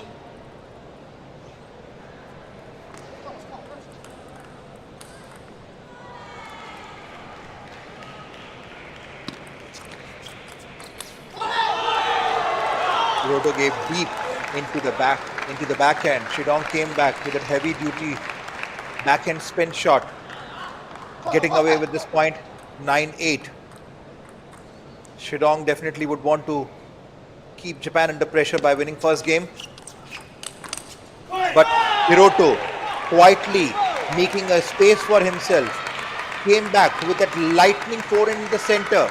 Certainly taking away the point, 9-all. He knows that he has a service. Can he do the magic? Can he bring some surprise? It's a day of surprises by the looks of things, so you can never write them off. Well, he's going to now move to game point, Sachin. Yes. Now what do you expect? Now put yourself in Shinozuka's shoes. What are you thinking? How are you going to plan that serve? The shoe size is much smaller of Hiroto. I checked it. He wears the 8 size and I wear 10. Okay, there. Load the game. Off the net though, and now it's a use yet again. 10 apiece, 10 all. Lin will get that. So, as we begin, serves alternate right now once we go past the 10-point mark, just as a reminder for our viewers. Lin is now on game point. Hiroto literally did a somersault for that powerful backhand, bit unlucky.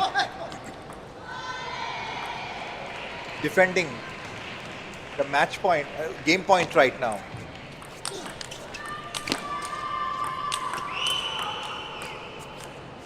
Shidong gave back a powerful backhand, well blocked by Hiroto. Missing onto the top spin, it's 11-all.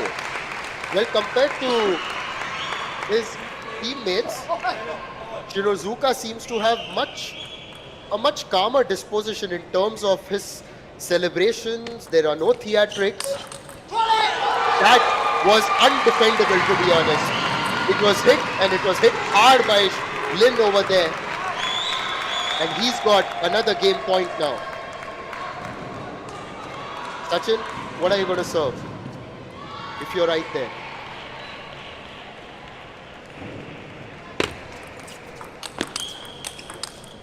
So again, if I'm going to serve, first of all, I have to literally go back 20 years back.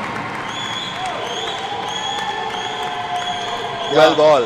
Yeah, golden time. It was your youth, my childhood.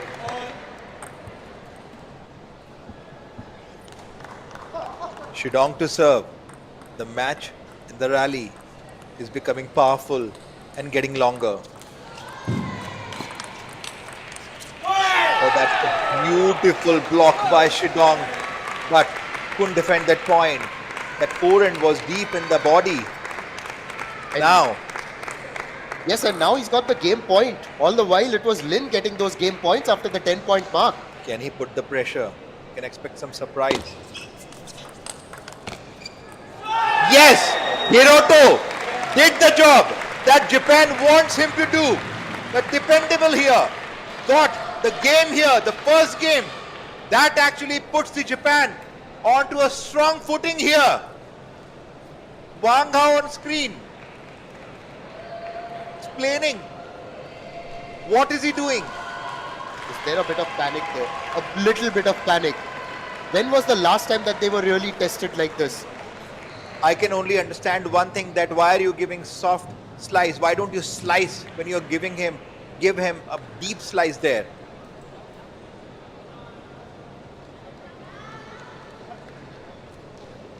Here at the Kalinga Stadium,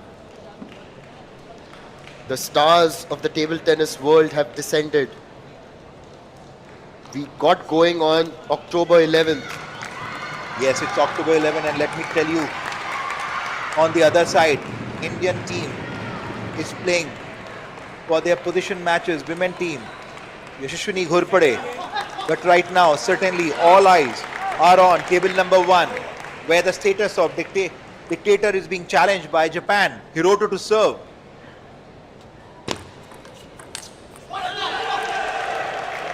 He hit that out, and Lin, just a little bit animated as we begin that game, gets that first point.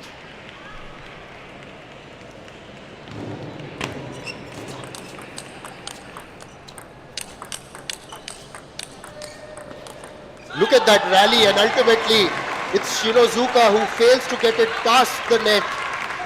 It bounced onto his own side, and that last rally lasted 12 shots. Artificial intelligence at its best from Stupa while trying to count that. And here early in this match, Lin, or rather this game, Lin has taken the advantage.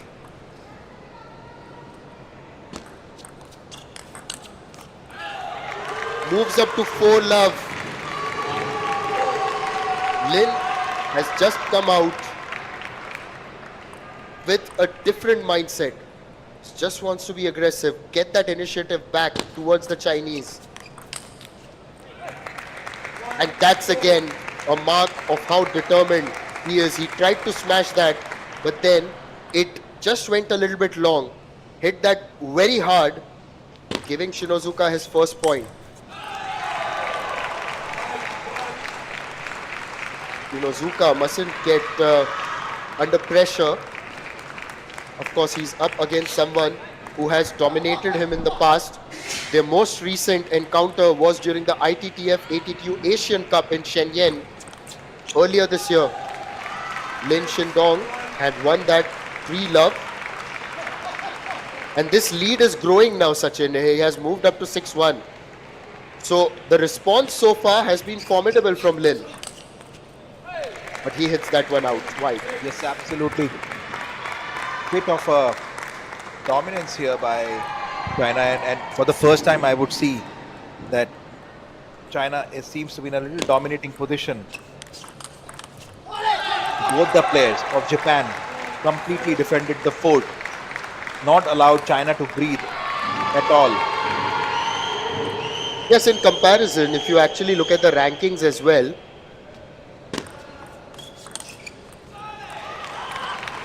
in the rankings. Shinozuka down at number 31 according to the latest placements. Coming into this tournament, he was at number 28. So after the latest update, he's gone down 3 places. So there will be a difference, of course, because the players who came earlier, the Japanese players, much higher rank like Sora Matsushima is up at 16 and Harimoto is 4th. Completely dominating in this particular game, giving absolute no room of confidence to Hiroto with any of his power forehand shots. So it's a big deficit here. Lin is poised to win this game and equalize. As easy as they come for Lin, he has equalized. Is this the beginning of a Chinese resurgence here in the semi-final of the Asian Table Tennis Team Championship?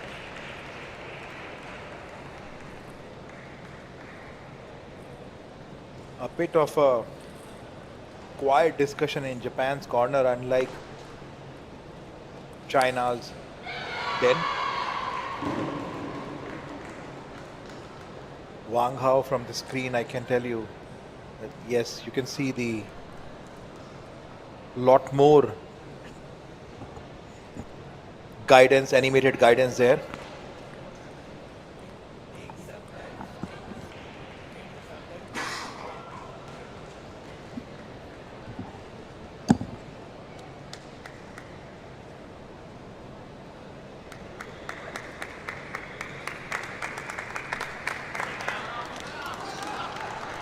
Even to watch this match actually can be energy sapping, so one might just imagine what it is like out there in the middle, when of course there's the weight of expectations, not just the expectations of your fans, your supporters, but your own expectations about anything else. And also the motivation and the urge to prove yourself. Lin completely dominating, devastating from the point 1, getting the first point for China.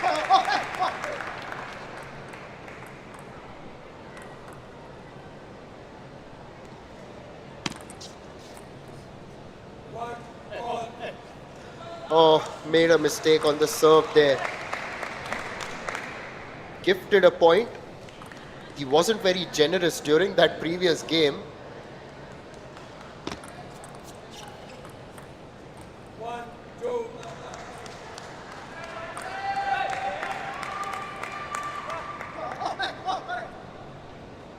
At some point, Shinozuka will also feel the pressure.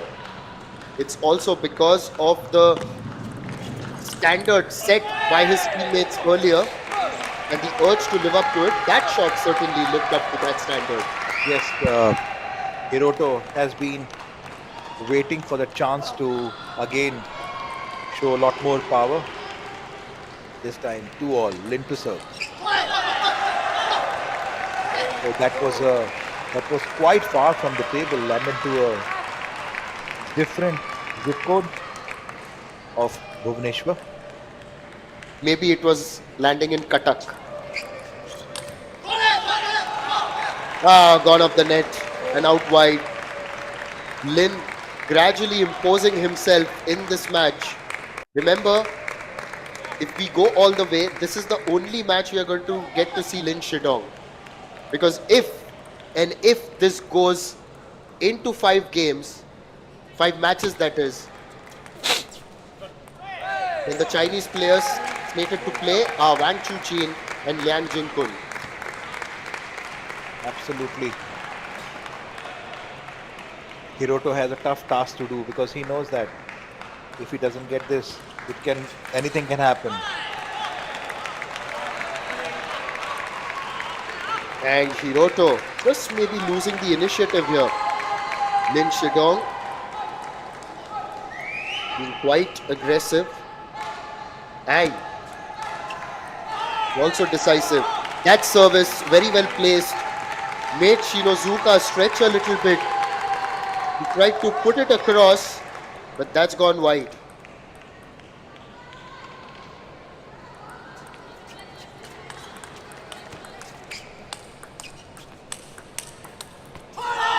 onto his own net. And Lin exults.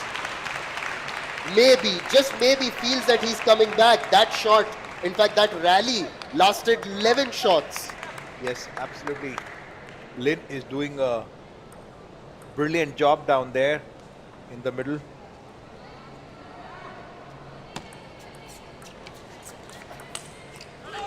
Hiroto a bit out of rhythm.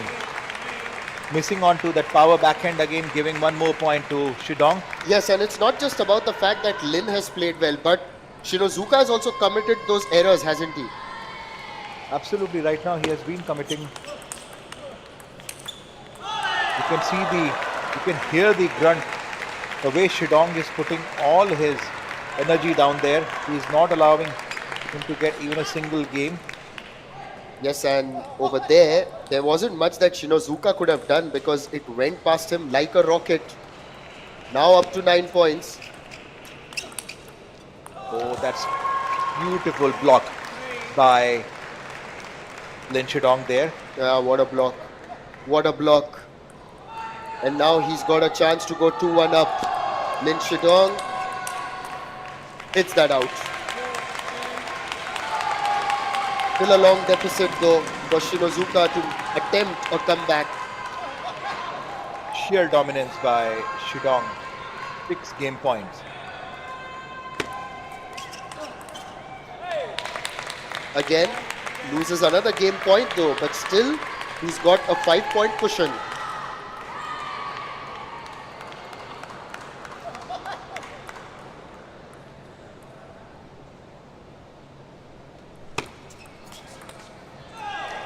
This time, it's done for Lin. He has gone 2-1 up. This was also convincing, 11-5. So after losing the first game, 14-12, Lin Shidong doing what he does best with 11-2 and 11-5.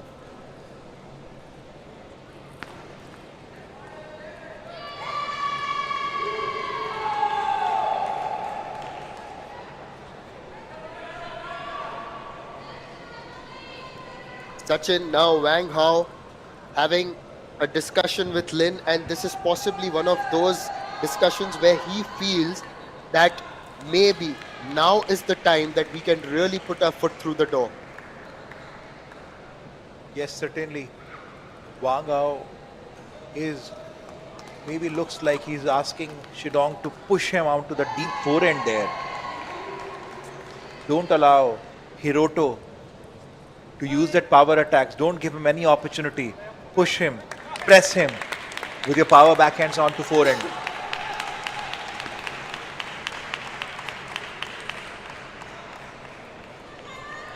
China standing there tall to defend their position. Hiroto.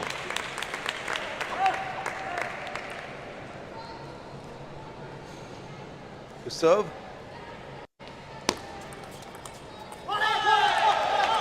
Starts off very well. He is trying to rally a march from China into the final. The hurdle before them is the spirited Japanese unit.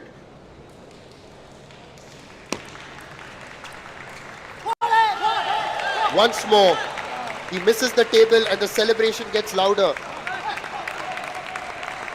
Wang Hao has mentored so many champion Chinese players. One of them, of course, one celebrated all around the globe. Fan Zedong. Fan Zedong, of course, a former world number 1, an Olympic gold medalist. Made everybody proud in China. Now, just focusing on Lin as we take that time out now. It's an apt time to take a timeout here from Japan. So Sachin, if you have to look back, you see a Lin Shidong here, just the way that he's playing, and a man called Fan Zhendong. How do you look at their styles? Do you see something similar, be it anything? You mean Fan Zhendong has I would say his forehand style as well as the backhand style both has a equal power. In fact, Fan Zhendong's backhand is so spinny as well as so much of power that the way he makes a room for attacking, converting the attack is commendable. I guess if he would have been in this tournament, maybe in place of Liang Jinkun, China would have been in a different position altogether. Because handling his backhand, spin, speed, power, as well as forehand is not easy, and you can throw him in any corner of the table. He has a power to come back from and put the ball on table. And of course, you look back at the legacy of the likes of Fan Zhendong and Ma Long. Ma Long, obviously the greatest of all time, having won 2 consecutive Olympic golds. A good start post the timeout for Shinozuka, attacking Lin there on his backhand.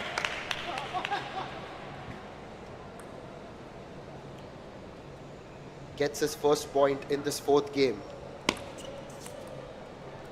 Misses on the serve.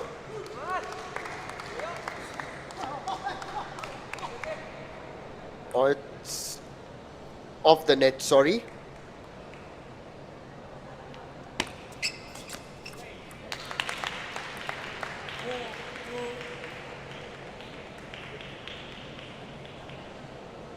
It's 4-2 now.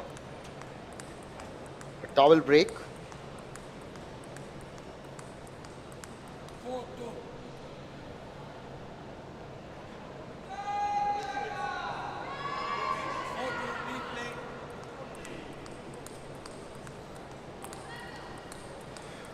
The only other match that is going on is on table number 3, and it's for the 7th and 8th position.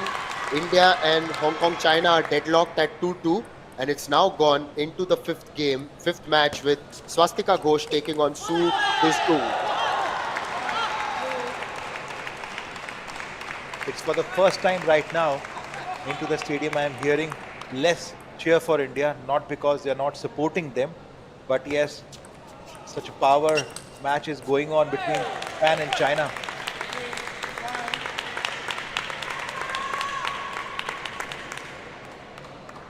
Yeah, all eyes are on table number 1, the center court, if I may say.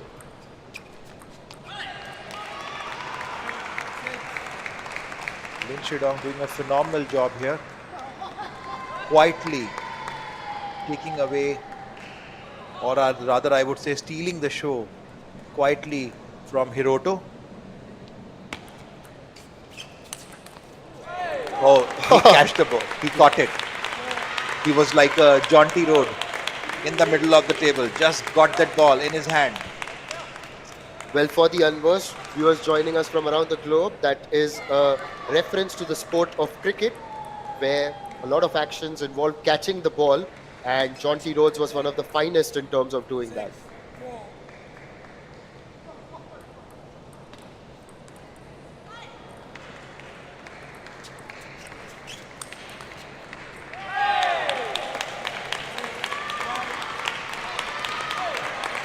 Shinozuka just holding on.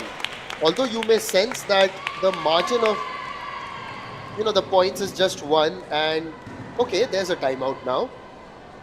Another timeout, this time from the Chinese side of things.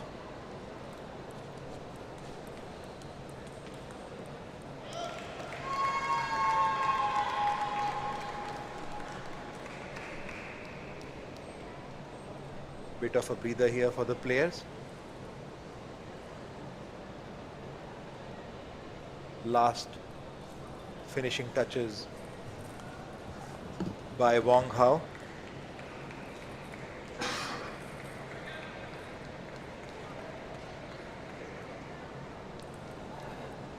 Shinozuka just getting a little bit of mentorship and tips from his coach and teammates.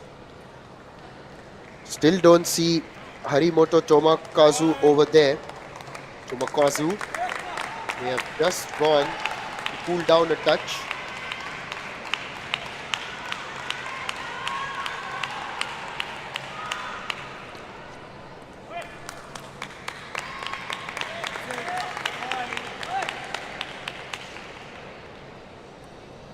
Calm before the storm. A pause actually. The match has been a storm completely. Oh, timeout proving effective there for Japan as Shinozuka draws level here in this fourth game.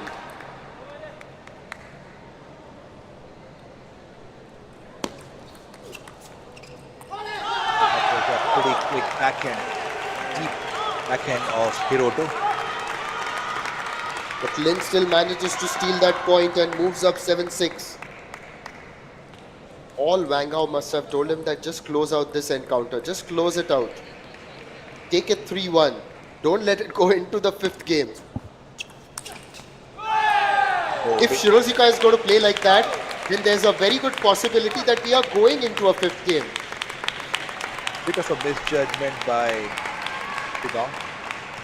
Very unlikely you see that such higher ranked players makes a mistake of on the serve receive. Practice a lot. He's placed that well.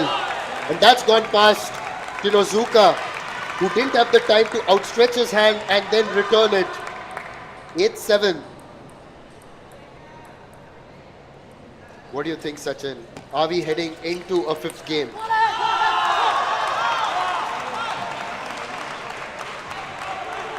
Only 2 points away now from winning this contest here, Lin Shidong. He could be the man who would turn the ship around for China, or at least pivot it a little bit.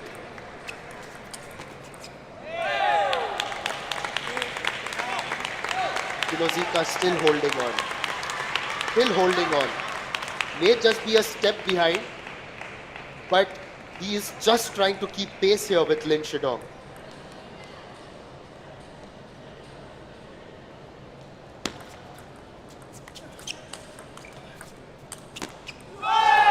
It's 9 up, 9 all.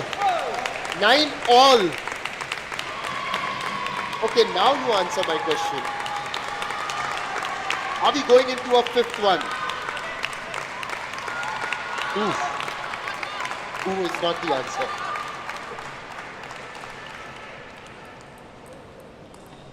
Come on. Tell me. Let me watch this point. Well, he's got a game point now. Now you tell me. A lot depend upon the receive that Hiroto will do for this particular one. And look at this. Shidong surprised him with the long, deep service into the backhand. Looks that shows the confidence there into the middle. Yes, now Shinozuka serves. Almost a similar strategy applied by Hiroto. Tit for tat. Long services to each other. This time Shidong is completely taken aback and a surprise. Taking away that point. Game point for Hiroto. This time Hiroto turn around with that power shot, taking to the next game now. Decider. That's quite a shot. Hiroto did a commendable job here. At some point of time, it looked like that Shidong was in complete control over this game. China's squad is returning to the table. We could see Yang Jingken moving back. Oh my word. This has been a sparkling display by the Japanese unit. Hiroto Shinozuka, after those 2 games in the middle, you would have thought that he has lost steam because Lin Shidong bounced back to win them 11-2, 11-5. But then he pulled out every ounce of energy from his tank and then produced a result 12-10 to take this into the 5th game. China in danger. China in real danger. It's Japan who are threatening their status as the champions of Asia.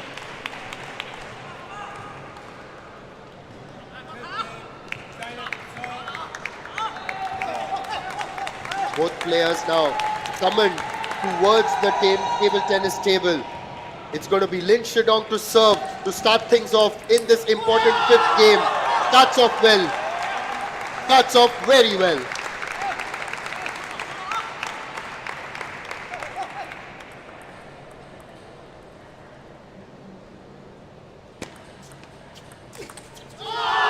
Lin Shidong gave everything what he had for this shot.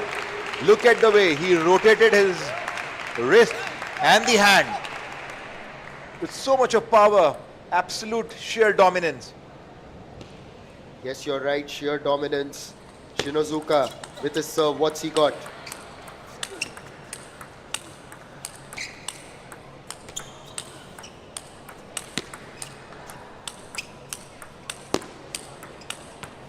Go on for this point. Go on for this point. What a rally. What a rally. Shidong from behind tried to convert the backhand to the forehand. But absolute sheer. It's a 21 firecracker rally. Let me say it again. It's a firecracker rally of 21 shots. Super score on your screen. 21 shot long, and this is how intense this match is.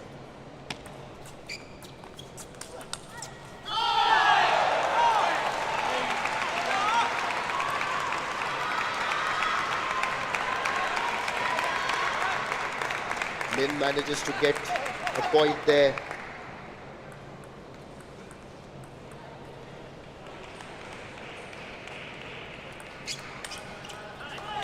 Tried to go for it. Tried to go for it, but misses.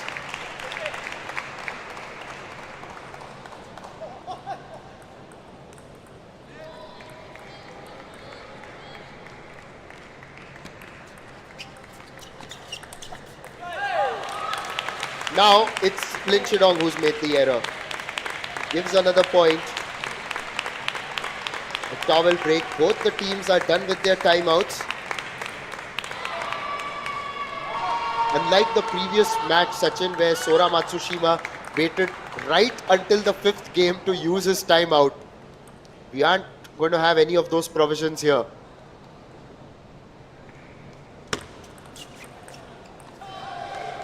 Oh, Hiroto.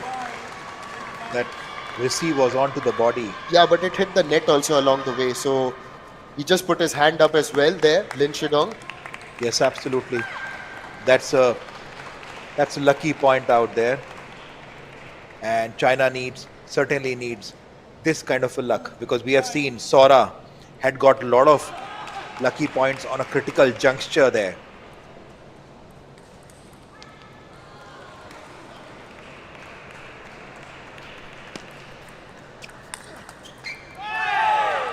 That's a good response. Getting one more point here. Slowly trying to close onto that gap. But still very far. In such critical matches, every point takes a lot of energy. But again, 4-5. Quietly.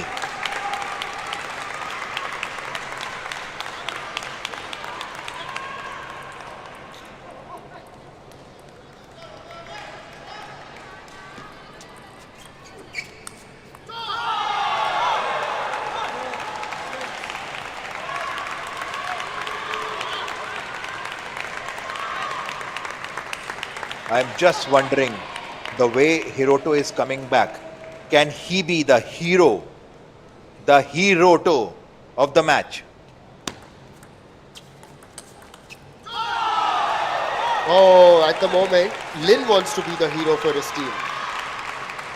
All he has to do is win this game, then leave it to Wang Chuqin and Liang Jingkun.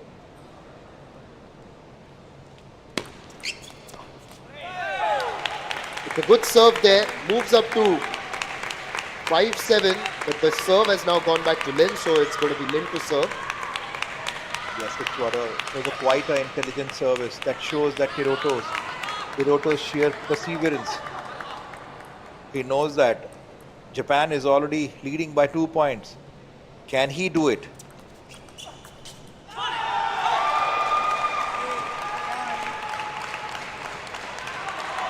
It's 8-5. Hiroto missing out to that spinny backhand. Response by Lin Shidong.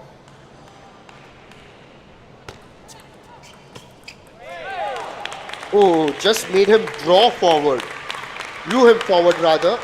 Was Shinozuka. While Lin Shidong has got the lead, Shinozuka still holding on.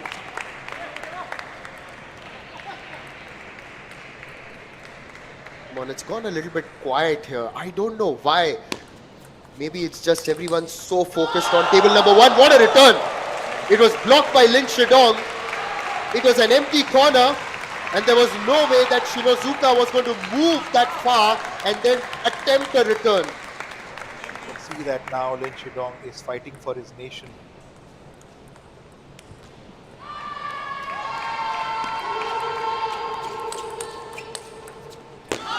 Missed it.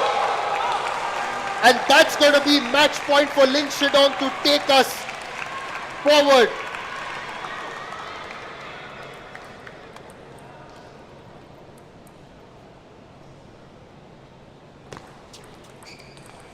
Lin Shidong lifted the emotions in the Chinese corner there. You can see in the Chinese corner standing ovation by Wang Hao. What a game, what a perseverance. At some point of time it looked like that Shidong is going to get 3-0, but no way. Hiroto fought back, but again Shidong defended the Great Wall of China there.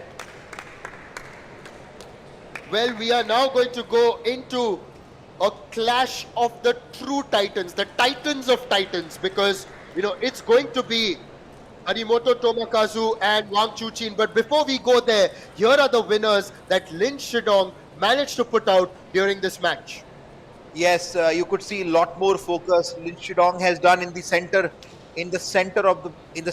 right into the body, deep down the line there. And again, he's putting little more focus on extreme forehand of the opponent. What a strategy, what a dominance of strokes he's having there. Yeah, that's right. And now, just having a look at the Japanese bench out there, in a moment, we are going to have that all-important clash.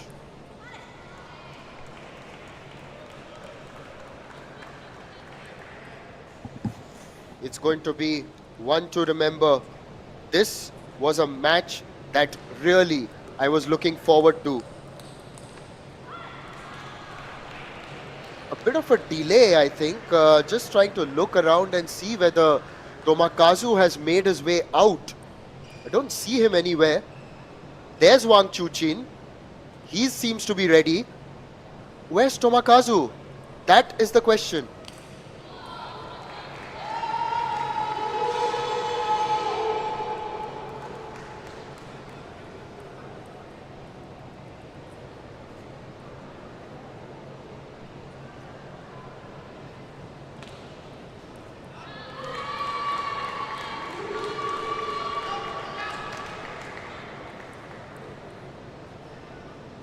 Even the Japanese bench, they are looking towards the tunnel. There he is. I can see him from my spot here in the commentary box. He has just returned to the arena.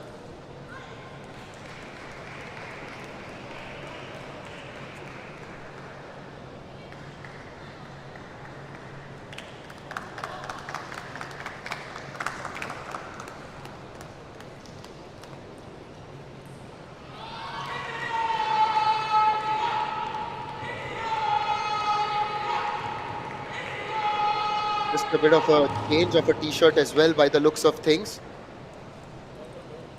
Now it's going to be a clash that we all have waited for. Harimoto Tomokazu against Wang Chuqin. The 22-year-old rather, of Japan has truly been an icon for the sport of table tennis in his country and has also earned his name around the globe.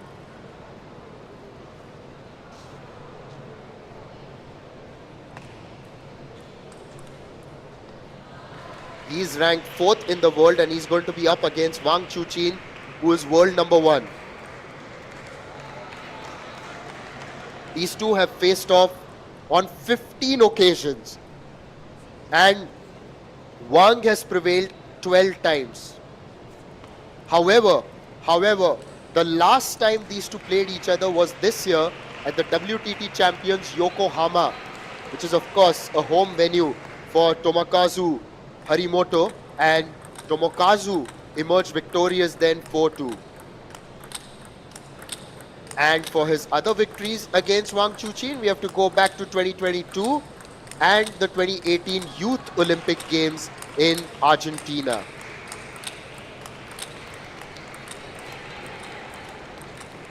This is a mouth-watering clash. This is a clash between the highest possible clash that you can get in this team's championship, because it's world number 1 against world number 4.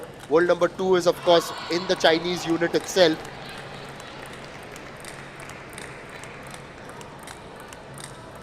I would call this moment as a Batman moment. Where Okay, Jo- Batman moment, explain. where there was an exchange of dialogue between Batman and the Joker. What will I do without you? So that's the moment where, Oh, channelizing your inner Christopher Nolan there, looks like. oh yes, that's a match that world has been waiting for, and that is happening in this beautiful city, Bhubaneswar at Kalinga Stadium. Watch your breath. The rallies are going to be of very different style. Both the players are pretty fiery and aggressive aggressive. You can see lot more grunt from Harimoto, lot more fierce roar by both the players. Because at this point of time, even if Wang Chuqin is up 12-3, but the status and the status quo both has been challenged by a Japanese squad there. And looking at this Chinese unit, just getting a lifeline there, courtesy Lin Shidong. Wang Hao is right there in the middle, still a picture of calm. And now it's over to Wang Chuqin, who has already been beaten earlier by Shora. Can he lift himself out of that and then deliver the goods here for China and take this fascinating match into a 5th match? You could see fans on screen cheering India. Now we are Harimoto. getting underway.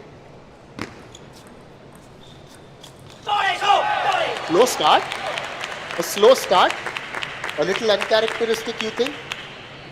No, Harimoto knows that Wang Chuqin doesn't go for a killer backhand, so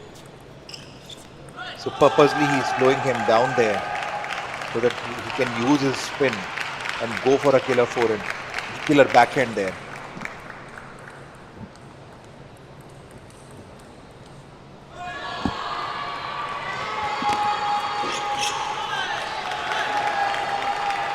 Wang Chuqin settling down with his deceptive services. Tomokazu, Harimoto, all set, eyes. Oh, that's a killer of a backhand by Harimoto. Such a crisp, such a sharp backhand. Absolutely. Right into the form.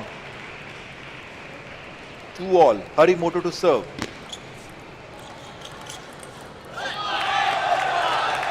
Wang Chuqin this time lifted the backhand into the body of Harimoto. Such a sharp placement, such a clever game. Harimoto feeling the pressure, missing on to that service.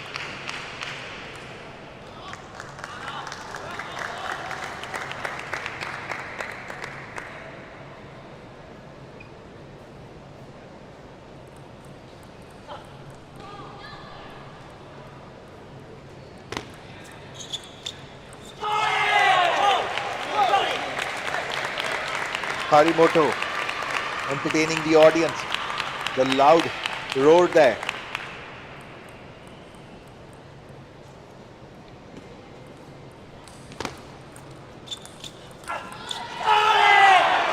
And he's equalized now. This is going to be a contest that could be neck and neck. But if you look at the statistics overall, it's still in favor of Wang Chuqin. And although just the way that the events have transpired today, we know that statistics themselves can be challenged. Yes. It is what we learn from history that we don't learn from history. History keeps changing. The word challenge is certainly meant for these kind of situations.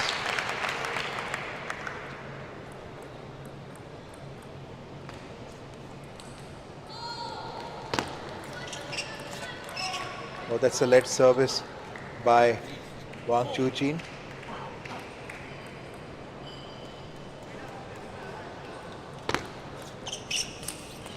Oh, Wang Chuqin wanted to go for that somersault, forehand. Missed out, but it was a well placement done by him.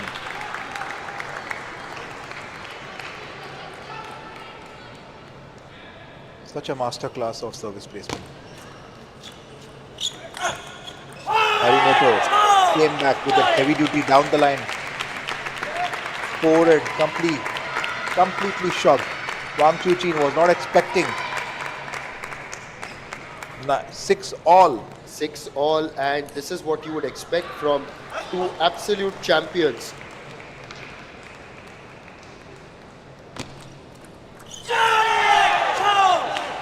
Oh, now Harimoto in the lead. Just inching forward.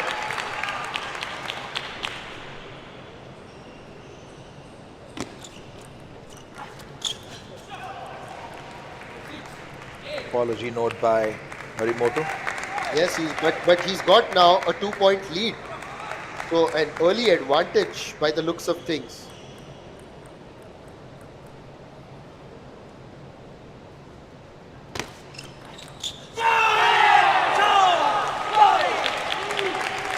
And it's moved even further now. 9-6. Wang Chuqin 6-9. under early pressure. Can I catch that ball? It was up in the air. It still hasn't landed. Where's it gone?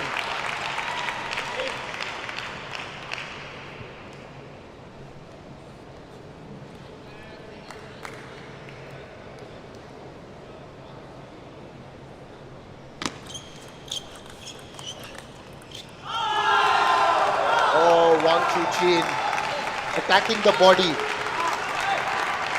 Yes, and we have seen whenever Harimoto has to change the game, he goes on to the deep forehand and take the service. But this time, Wang Chuqin kept him busy right into the forehand itself.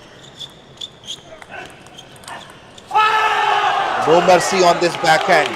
He found a gap. He was on top of the ball. He knows that if he takes his first game, it could be a psychological pressure there. And with right now backhand shot wins for Harimoto is almost 80% there. Super stats on the screen. Now Wang Chuqin serving to defend. And it is Harimoto who has taken early advantage. Gone 1-0 up against the world number 1 Wang Chuqin, facing the heat, feeling the pressure. Earlier it was Shora, the youngster, who got the better of him.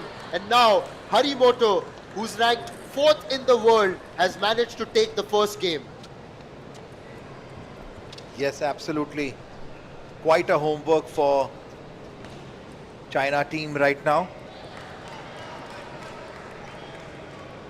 And sometimes I wonder, what does Wang Chuqin carry along with the towel? Is it ice or something? Or maybe it's just he has folded it multiple times. Seems more like a cushion, to be honest, but no, it's a towel that is really folded. But yes, a bit of icing also helps. A lot of the times we've seen sports persons carrying that ice pack and then putting it behind their neck, of course, and that's a cooling technique that we see.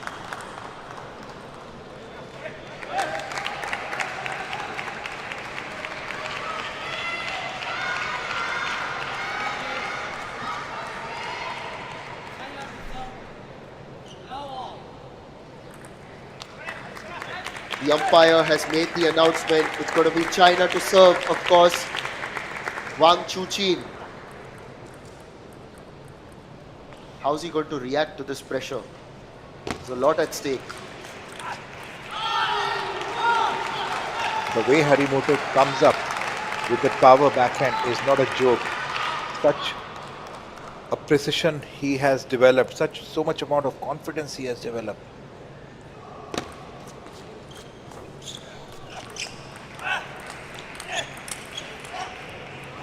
Wang Chuqin this time was successful in placing that shot on the forehand. Last time he had missed it towards the end of the game. Lot more focused, lot more determined. Wang Chuqin. Yes, he's got to be determined. He's got to be focused. Oh, how the spin survived the net. It just passed through.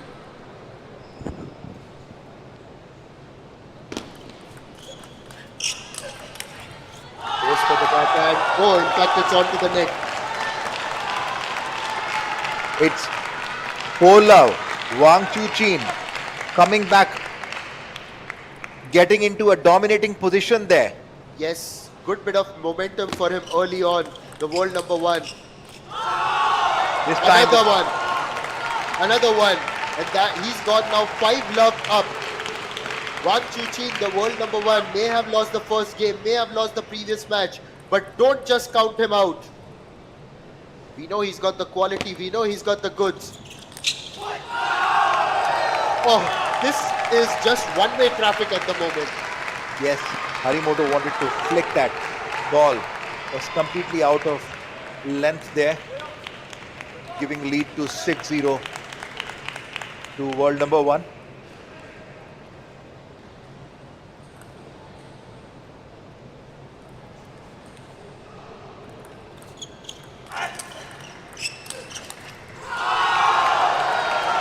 Oh, dominance, elegance, call it whatever you want.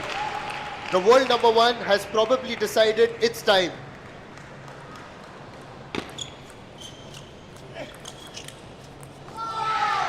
Off the side of the table, 8 in a row, 8 in a row. Harimoto, that surprising smile. What am I doing? What happened?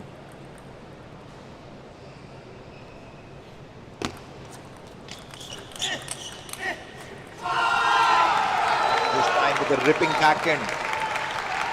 Wang Chuqin taking a lead with 9-0. Harimoto is completely down right now. There will be no mercy, I must tell you. There won't be any need for that, as finally Harimoto gets a point of his own.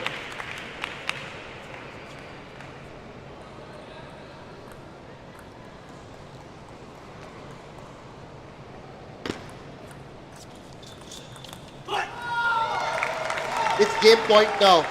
And what a comprehensive comeback in this second game by the world number one.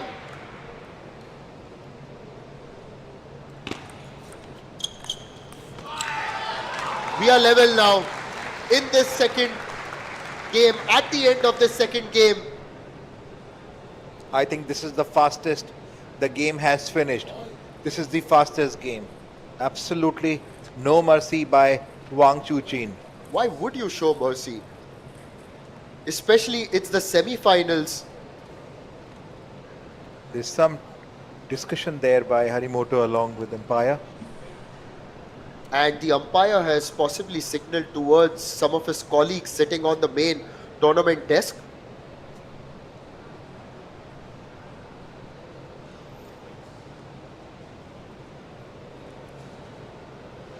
As there is a bit of a break at the end of those two games.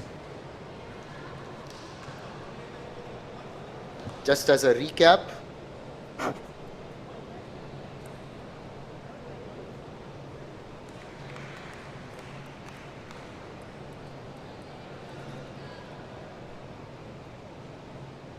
just to give you a recap, it's 11-8 and then after that 11-1. The first game went in favor of Harimoto, and then the world number one Wang Chuqin just bouncing back. Harimoto possibly taking a washroom break here.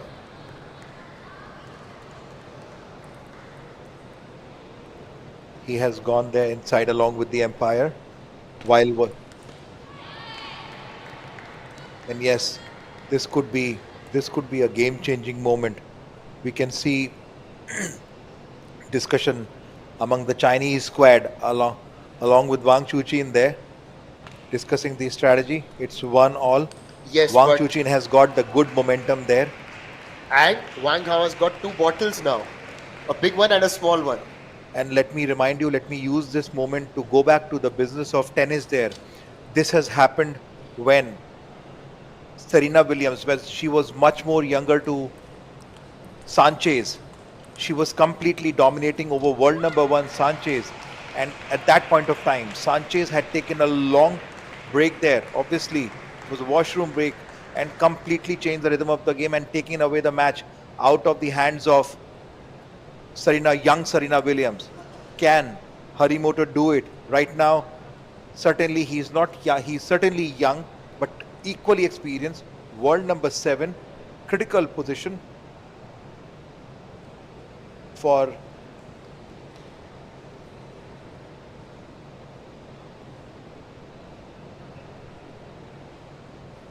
Well, this is, of course, the place to be in Bhubaneswar currently. The Kalinga Stadium has really been lit up, truly been decorated with an array of fantastic performances right through these last 4 days. And we aren't done yet, because tomorrow is the day we are going to witness those finals as well. But it's been simply phenomenal to be here in Odisha. Bhubaneswar is the capital of Odisha, which is becoming the citadel of Indian sport. This wonderful facility in the Kalinga Stadium with numerous sports on offer. We've got an athletics track here in the indoor stadium with the table tennis tables set in the center for this wonderful event. And of course, we've got the athletics tracks outside, a hockey stadium which has hosted big events, the badminton stadium and the court also, swimming facilities, and the list just goes on and on. So wonderful work there by the Odisha government, and of course you've got to appreciate the Asian Table Tennis Union, the Table Tennis Federation of India, the International Table Tennis Federation, and of course the Odisha Table Tennis Association. All of them coming together to make sure that we have these great matches here. And this could potentially turn out to be a great one here, Sachin. Wang Chuqin, equally rested, equally fiery. And for some reason, you can see the Chinese bench very energetic in celebration. It is only the first point of that third one. What is interesting to see is Wang Chuqin, while missing onto that backhand, he tried to put the racket again between the two legs. This time it was unsuccessful. That we have seen in Up the net, is it? No, it's the Chinese team that's celebrating. He's delivered. it was not a shot, it was an emotion there being expressed. Yes, the best in the world express themselves through their craft. An error there by Harimoto off the net, gone off. It's now 3-1 in favor of Wang as the serve returns to Harimoto.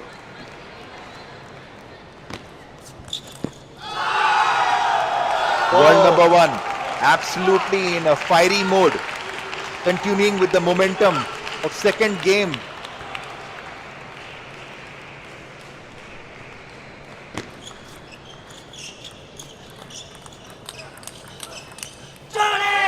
This time he has missed it. There's Chole. Once more. He's got to do it more than once. After a long time, we are hearing this roar from Tomokazu Harimoto. Second game was completely devastating. Wang Chuqin to serve. Couldn't have done anything about that. He had gone in that direction, anticipated it well, but because it was hit so hard, no answer.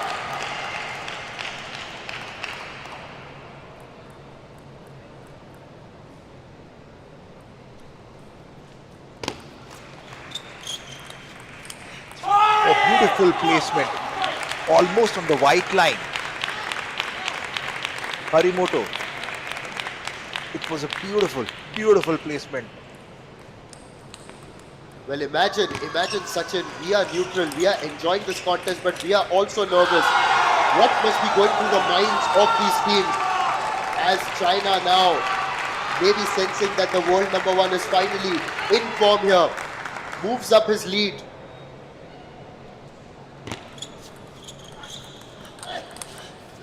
Oh, absolutely. Wang Chuqin not allowed Harimoto to come in into the rally only. Third ball, down the line backhand. That's a strength area of Harimoto. Now 4 points ahead. Wang with the serve. Is he going to try and do something different? It's Harimoto who gets that point. It was the deft touch that actually set it up for him. Showing that range that he already has. This is, of course, in terms of the billing, the match of the tournament. He's hit that out and wide. The roar gets louder from Harimoto and the Japanese supporters. Looks like that Hari momentum is coming back. What could be his strategy to get in the game again? Wang Chuqin signaling himself, shorten him.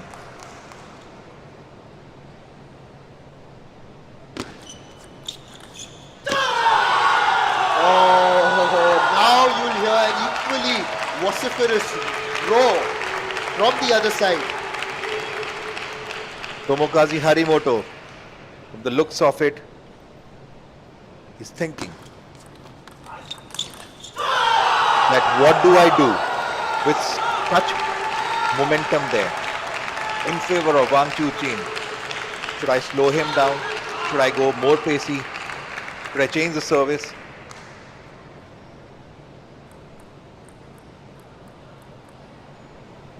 Wang Chuqin, the world number one. That was a good response there by Harimoto, using his backhand. Manages to get that point, but he's still 3 points behind. Has got some work to do.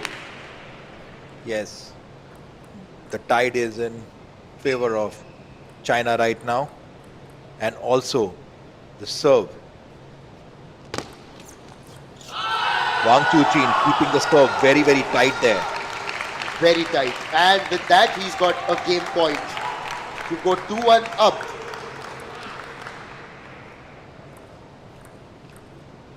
Just fanning the heat a little bit before delivering that serve. Oh, Wang Chuqin was on top of the ball, missing out. He didn't want to. He could read. He could read the mind of Harimoto.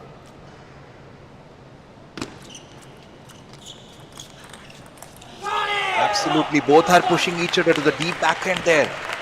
Harimoto with that deep push got that point. Yes, now Harimoto is to serve. Can Harimoto can move the momentum from China? Wang Chuqin with the serve. What a response! That placement was amazing. Wang Chuqin, with all his athleticism, tried to get there, but there was no chance. A timeout being taken right away, and what a time for a timeout. One apiece in the third game, everything to play for. Well, whew. It's a quite a journey for Wang Chuqin from sheer dominance to sheer perseverance of Harimoto coming back in the game, in the business. What is Wang Hao suggesting in this critical moment? Well, I've noticed that whenever he suggests something, and during those chats also, you would see that there are quite a few shoulder shrugs as well. Yes, absolutely. He's head coach as well as Olympic gold medalist. Yeah, in fact, if you look at what he's achieved in his career, when it came to Olympics in the singles event at least, he has won 3 consecutive silver medals.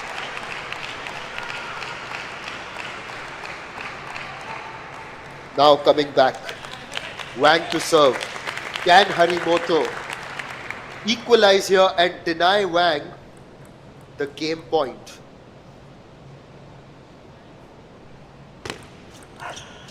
No, Wang did it. Taken away. His second game in favor of China. Wow, what a change in the strategy. Harimoto tried every possible thing to come back and defend that point in favor, swing that point in favor of Japan. Couldn't do it. You can see right now he's tired. He's resting. I wonder if he's all right, because if he went for a toilet break or maybe some medical attention, I'm not sure. But he's still holding on. He's still trying to do his best. That last game was a lot more closer. It was 11-9 when compared to, of course, the previous one. But now he's got to come out all guns blazing. All guns blazing. No other option. Yes, this is a do or die situation right now for And- China, and they would want to sheer maintain the dominance, because if Wang Chuqin wins it, anything can then. Yes, and then you are down to Liang Jinkun and Sora Matsushima. And that is again another mouth-watering clash in prospect, really. The fans there in the stands have been treated to some wonderful and beautiful table tennis action. Yes, smile, you're on camera. They're only going to smile if they win this match, of course.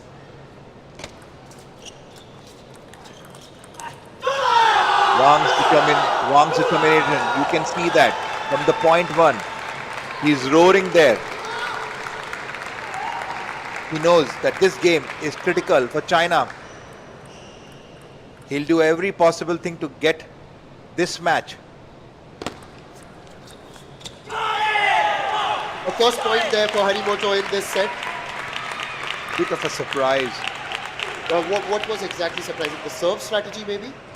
No, the receive. It went. Oh! Harimoto with that powerful backhand tap. Absolutely, this time changing the spin. Wang was more ready for a spinnier backhand. Now Harimoto with the serve. And the juggernaut just rolls on in this particular game. It's now 3-1. The battle of belief going on between Wang Chuqin and Tomokazu.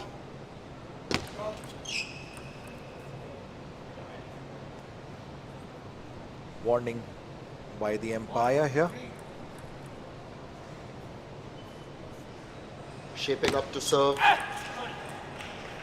What a response. In fact, it's gone off the net. He didn't celebrate. He just said sorry. The good part, Harimoto always, whenever if something like this happens, he immediately says sorry, and it's quite loud and audible. That was the shortest point.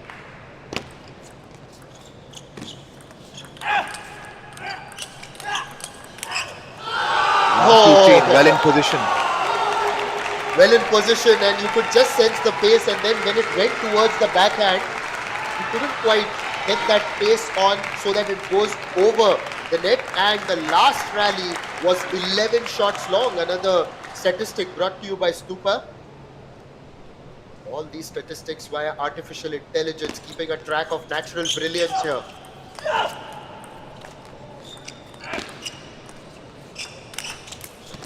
Made him run around, and then ultimately put in that killer move to go up 5-2.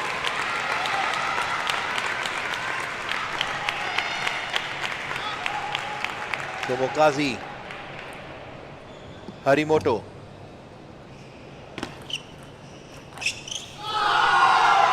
Tomokazu Harimoto. Again. Missing onto that point, and on serve success, Harimoto and 75% success. Quite deceptive for Wang Chuqin in this defining match. Oh, it was ultimately Wang's patience with that forehand that ultimately got him that point. Harimoto was up 5-2. Now Wang has hit back with 2 points in a sequence. Now, Wang Chuqin has taken a timeout. This was quite a forehand he hit onto the backhand of Tomokazu Harimoto. When we look Well, at well, well. Well, when we look at the Japanese bench, there's of course that belief. On the Chinese side, you aren't going to, figure out a lot. They all seem to have poker faces. Even when Wang Hao is putting his point across, it's just with a lot of those gestures. At times, there's a bit more animation. Initially, we saw that, but generally a poker face. I'm loving the way Hiroto is standing in one corner, patiently listening, getting more experience of the dressing corner. Well, he's done for the day, really. All he can do is watch and hope that he gets to play the final. It's not in his hands anymore.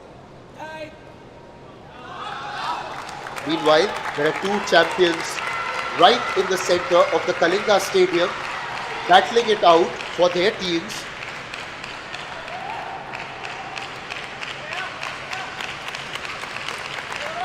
The claps are resounding. You can hear them echo across the stadium because everyone knows this is it. A lead service after the timeout. Earlier today, of course, his sister Miwa Harimoto ensured Japan go into the final. That backhand lobbed across over the table and out. Now it's all level here, 5 apiece. 5-all. Oh, that service was not that effective. It was with Liang Jingpin. Got another serve though. He's got to make amends. Try to draw level with Wang having taken that slender lead.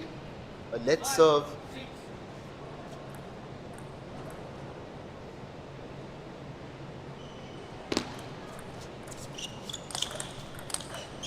Back to back.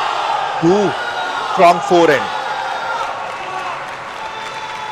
Both Yeah. were cross courts. Yes, back-to-back forehands and Wang now just inching ahead now. 2 points ahead. Has he gotten that psychological advantage? Remember, this is as much a psychological battle as it is out there on the park. What's he going to do? Initially, it was placed very well by Harimoto, but then that forehand from Wang towards his own forehand. Well, he got his racket there, but it was a soft block. Just hit his racket and landed on his own side. Now, Wang has surged ahead 8-5.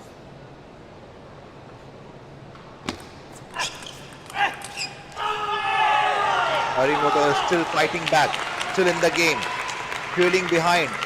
2 points. Harimoto to serve. Yeah, he's managed to stop that sequence. Otherwise, that momentum was really taking Wang ahead. Oh, that was a beautiful soft flick by Harimoto. Such a precision. Last time he had missed it, but this time he made no mistake. How would you rate that serve? It's 7-8. 8-all. It's Make it 8 all. How were those serves? You've got to tell us. It's a side spin long service in the deep backhand of Wang Chuqin. Completely taken him by a surprise. It was such a big risk, and in serve success, both are absolutely equal. 62%. Wang Chuqin absolutely had no mercy onto that flighted ball. crowd getting mad. That's the only match is happening. It's 9:45. Yeah, The shops are shut. The dinners is over. But the hunger is not over yet. he's equalized again. It's 9-all. Could there be a more fascinating contest? All of these are young players from India watching the best of the best. How they fight for each and every point.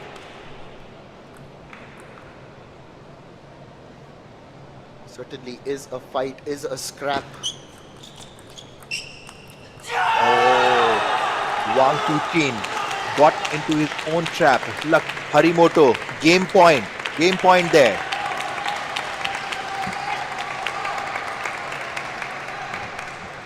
Game point. Are we going into the fifth game? Not quite. Hold on. It's a deuce again.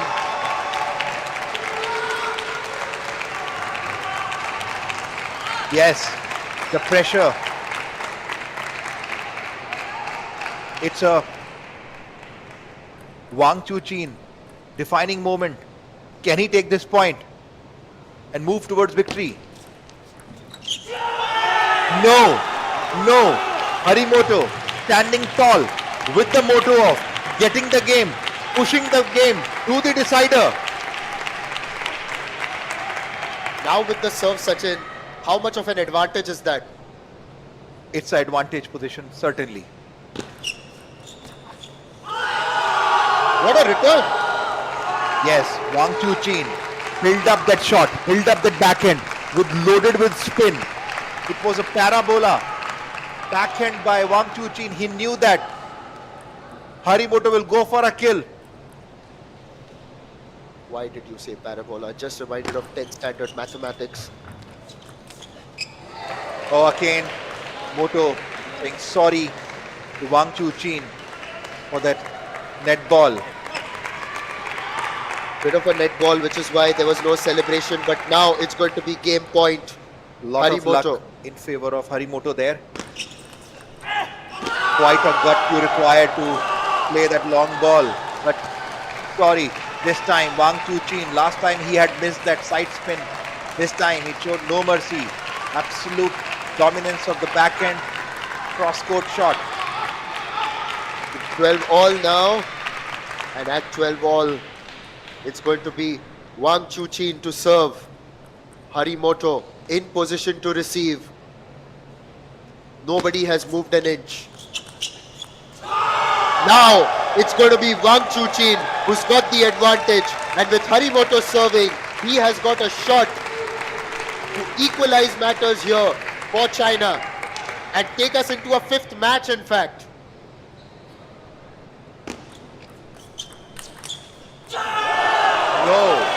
No. Look at the roar. It was quite a courageous move by Harimoto by giving a long service. In this position to Wang Chuqin, that makes him a fearless and dangerous. It's 13-all again. This match has been going on and on and Wang Chuqin would be saying, can I be a little more lucky here? Ball touched the net, but it went outside. I have no answer to that. I have absolutely no answer to that. No science in the world can ever define luck. No mathematics in the world can ever quantify it, whatever people may tell you. Harimoto with that Ronaldo pose, taking to the game, to the fifth game. Yes, we are heading into the fifth game. Harimoto has managed to surge ahead over here, and although he lost the middle games, he lost them 11-1, 11-9. He's just raised the standard and ensured that we have a decider. The world number 1 and world number 4, a decider between them as well. But remember, there's more at stake for China, because if Harimoto wins the next game, Japan are through to the final. But if China win, then we go into a fifth match. Yes, it's a quite a moment for Japan here. Harimoto had already done big blow there, and onto the screen we have Stupa stats on service. Harimoto, very interestingly, this time has kept Wang Chuqin busy more onto the almost the second line of the table. What a precision of service is something that means that he's wanting, he knows that he has a tough backhand. He cannot take a risk of pushing Harimoto to the forehand. I think that's something that even Wang would have noticed now, and I'll tell you why. Because it was up on the big screen, this graphic, and Wang was walking back. It was right in his eye line, so he would have noticed that. Yes, Will he anticipate? I think he will anticipate, but then it could be a double bluff. Will Harimoto just vary it a little bit? What's he going to do? let's see. Hari to serve. Oh, bit of a luck again here.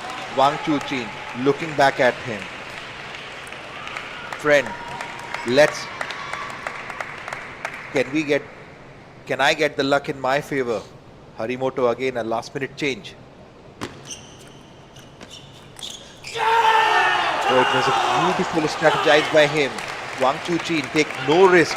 Look at the service. This time the service was absolutely almost near to the white line. Wang Chuqin had no option except pushing it back. So made a change, and those are variations when compared to the previous one, right? Now Wang Chuqin with his serve has got an answer of equal merit. Now it's mind game. It's tactical game going on. Open your notes and write it down. Wang Chuqin missing that serve. Oh. Looking at his racket. What happened? The best in the world can also miss out on the serve, Sachin. Yes.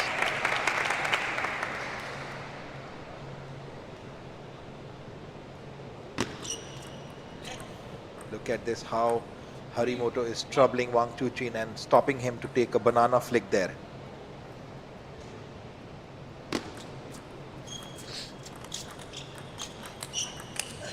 This time Wang Chuqin could sense it, but missing out, questioning himself.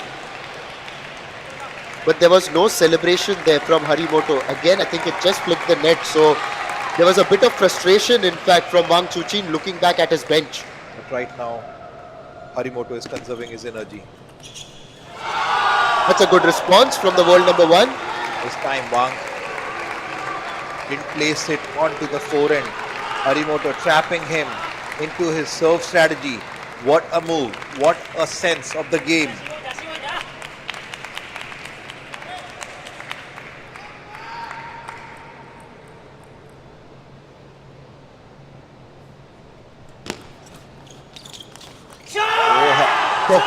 What happened Wang there? Chuqin again missing on to that short ball there.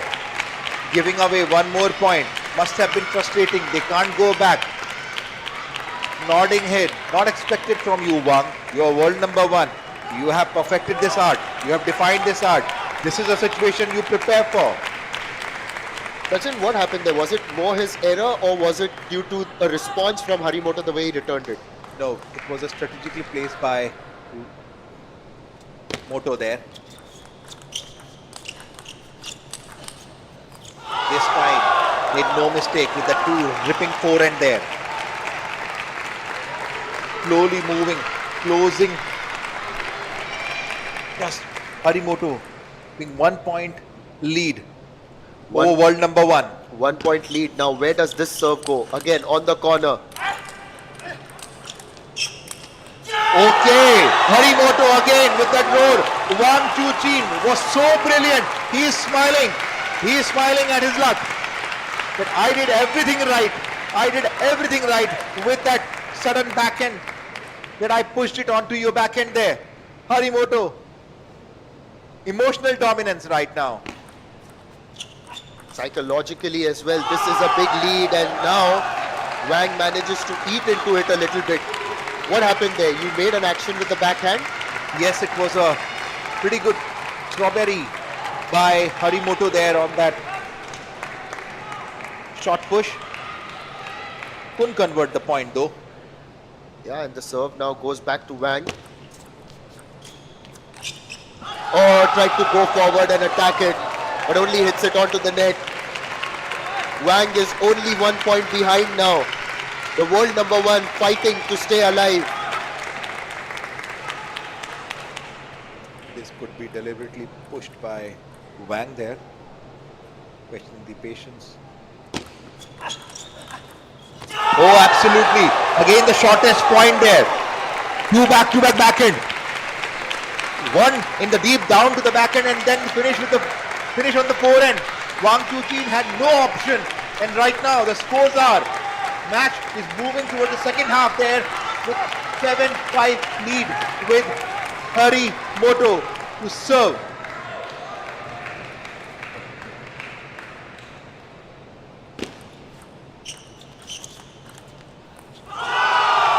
Wang manages to get that one. It was a booming forehand, and just after that, Harimoto trying